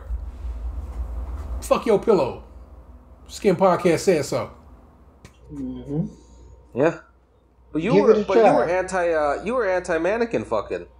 I stand by that as well. A mannequin is not a normal part of anyone's most people's homes. Pillows are. Pillows of any sort are. I feel like every little girl had that Barbie with the big ass head growing up. It was just a Barbie head for styling hair. It didn't have a Barbie body. Or was it for face riding? Didn't a lot of women have like the mannequin thing to do like dress embroidery? Some and people shit? have those 1912. Yes, those dress, but it's literally, that's not even a mannequin. It's just it's called a dress form, and it's literally just a form for stitching on. So again, damn, you trying to say you couldn't titty fuck that got thing? titties. It's just got a lump where titties would be. It's not two separate lumps even. It is a single lump across. Man, it sounds like you saw the knockoff models. Again, it's called a dress form, and nah, you ain't titty fucking a dress form. I think that man. No, I'll flip it another way. You can attempt to titty fuck whatever. Your success will probably vary. That mannequin fucker was just looking for attention anyway. The one we discussed. You mannequin cry fucker. For help. It's a cry for. Mannequin fucking. A cry for help. Oh my god. That shit was a little weird in that show. I'm not gonna lie. You mannequin fucker. This guy's not one of us. It's a mannequin fucker. I kind of feel like mannequins.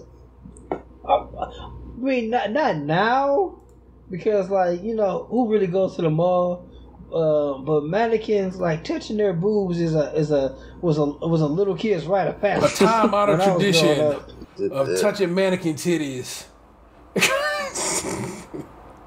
It's like, I'm not gonna touch a real boob for at least another 10 years. Let me grab this mannequin titty real quick.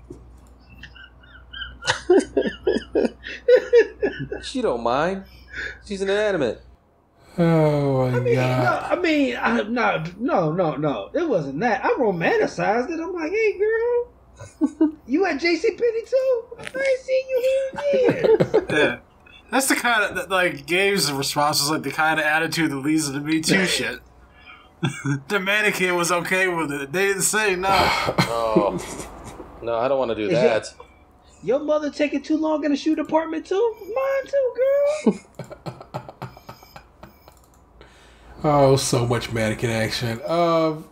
Random out of nowhere, Wonder Woman 84 is going to come out in theaters on Christmas Day, but also be available on HBO Max.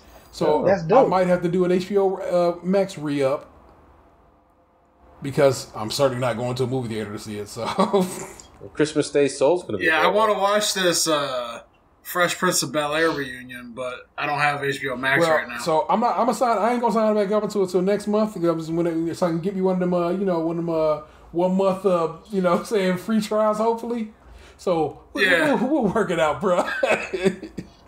HBO Max has a lot of interesting things on it right now. This morning I watched Crazy But Not Insane. It was I think it's going to be a docu-series. It was pretty damn good. And Lunch, what's your girl name again with the red hair? That was in the singing movies. And the Kendrick.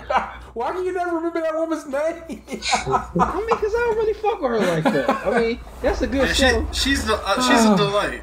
You know what? I did not like her that much at first, and then I heard her on Terry Girl, so I'm like, she okay.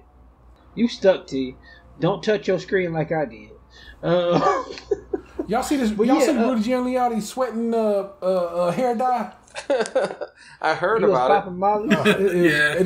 It has been such a fun bit of internet fun whatever today. You know what I'm saying? It's like, what is going on, Rudy Giuliani? What did he? Excuse me for not knowing, but what did he do in the Borat movie that was supposed to be so embarrassing? Oh, he leaned backwards and started to reach for his dick because he thought he was about to fuck Borat's daughter. Oh wow! Oh shit! He's cheating on his cousin. They claim that like he was just tucking his shirt back in and tucking his shirt back in. But I mean, my guy. I just sent you. I sent it in the Twitter group chat. Him sweating off his hair dye. It's pretty great. Oh, actually, this one is even funnier. So I'll put that one in there too because it's all the more hilarious. But it's covered in flop sweat. Hey, word to Seattle for winning that game. the Cardinals got a hell of a quarterback, man. Cardinals gonna be something, man. So watch for the hook. But I mean, Seattle pretty much got your MVP, so I'm just gonna let that walk. But as we proceed and continue to rock the mic, you know how we gets down. Everywhere possible, please rate, review, subscribe, and share the show. Get on over to our YouTube channel and our Twitch channels, and please subscribe and like and watch some videos. The console unboxing videos are doing pretty well, but also where mathematicians come to relax is actually doing quite well on YouTube for whatever reason, and I laugh at that. So go jump in on our give us a subscribe over our YouTube channel. It's way easy. All you gotta do is subscribe. And it just helps overall. And if you want to watch some of the videos and chuckle at us, so it's a good time to be had over there. And every one of these episodes goes up over there. This very episode you can hear it right now on YouTube if you were so inclined. So that's what's up. Just push play on it. Let it go. You know what I'm saying? Just let that happen. Real nice of you if you did that. We'll make you laugh. I think so. You know what I'm saying? That is normally the goal of the overall production. You know. So that's how we gets down. If you are wanting to subscribe, wanting to support the show financially, and you got a few bucks to toss our way, we can join in over on our Patreon, where members at the $5 and above tier get extra content each month and early access to new shows. We also have merch available over at tpublic.com. That's /user/StaysCrunchyMilk and all one word. Good stuff. Shirts, magnets, clocks, notebooks, nice little tote bags. It's fantastic, all of it, I swear. I'm wearing a podcast shirt right now as we record this podcast. So I'm saying, I too rock the merch. I'm telling you to maybe consider going to cop. So just saying, you know what I'm saying? We out here. Feel free to give us a call. 216-302-8763. That's 216-302-8-POD. We would certainly love to hear from you. By the time this podcast runs, let's take a peek at the old calendar here. Let's see. We definitely will have passed Thanksgiving already. So happy Thanksgiving to you and yours if you're celebrating. And we're well on our way toward Christmas. And I think we are knee-deep in Hanukkah already. So if you are the chosen people and you are celebrating, happy Hanukkah to you and yours.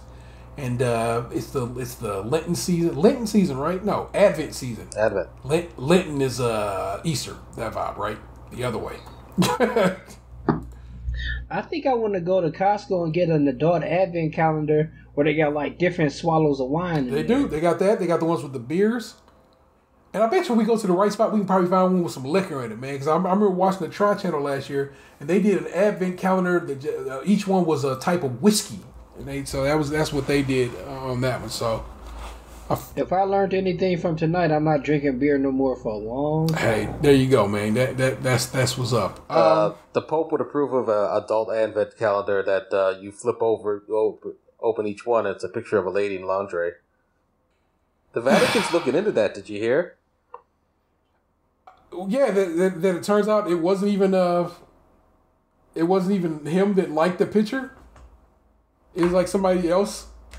Oh. So also, I mean, of course, but wouldn't they say that though? I mean, whatever. They already don't like the Pope right now because he getting a little too loose for their taste. He's like, we could dive. Go and do what you want, man. Yeah, for real, man. Just go enjoy. It's a celebration. He's not fucking the picture. He's just like appreciating the female form. I mean, Jesus. Exactly, like God intended. What I don't get, the only thing I really don't understand is why is he telling women not to walk around the house without bras on? The Pope is really just getting out of hand with this stuff, man. That is He's telling his daughter to go back upstairs because her mom told her not to wear a bra around the house. The Pope need to get it together. That is the world famous Tatum 216. Thanks. That's Lunchbox 2099 and the homies. Is that Smoke Dog or is that Kelly? The screen is kind of pinching. Smoke? Yeah. It's smoky. It's like dark in a way that I'm just like, I can't tell. Yeah, he's super on edge. Well, he's super alert right now because I had the milk, and so he's been looking around for more milk. Like, bruh, I like dairy. Word to the podcast, Smoke Dog. I gave him some before the show started. Like when I filled up the cup, he was aware of its presence. So like I gave him a couple little capfuls, and then when we finished the Oreo testing, I gave him what was left in the glass. God damn, man, this show been so long, I forgot we ate Oreos at the beginning of the show. They were amazing Oreos. I swear to you, they were. That's my homeboy, the real ODP. Yep, I like titties like the Pope likes titties. I mean, who doesn't, baby? In the world of Niecy Nash, in the words of Niecy Nash on the episode of Bernie Mac, boobies make the world go round. Boobies make the world go round. I'm sure Dub C would definitely crip walk to some titties. I'm pretty sure about that. That is not a question in my mind. Oh man. Titty crip walking. I am, of course, the internet's Tayrell 713. You've just been podcast sued, and I know you loved it. Peace. I'm pretty sure T has crip walked for titties before. At least Gangsta Boogie for a pair. Hey, what happened to you?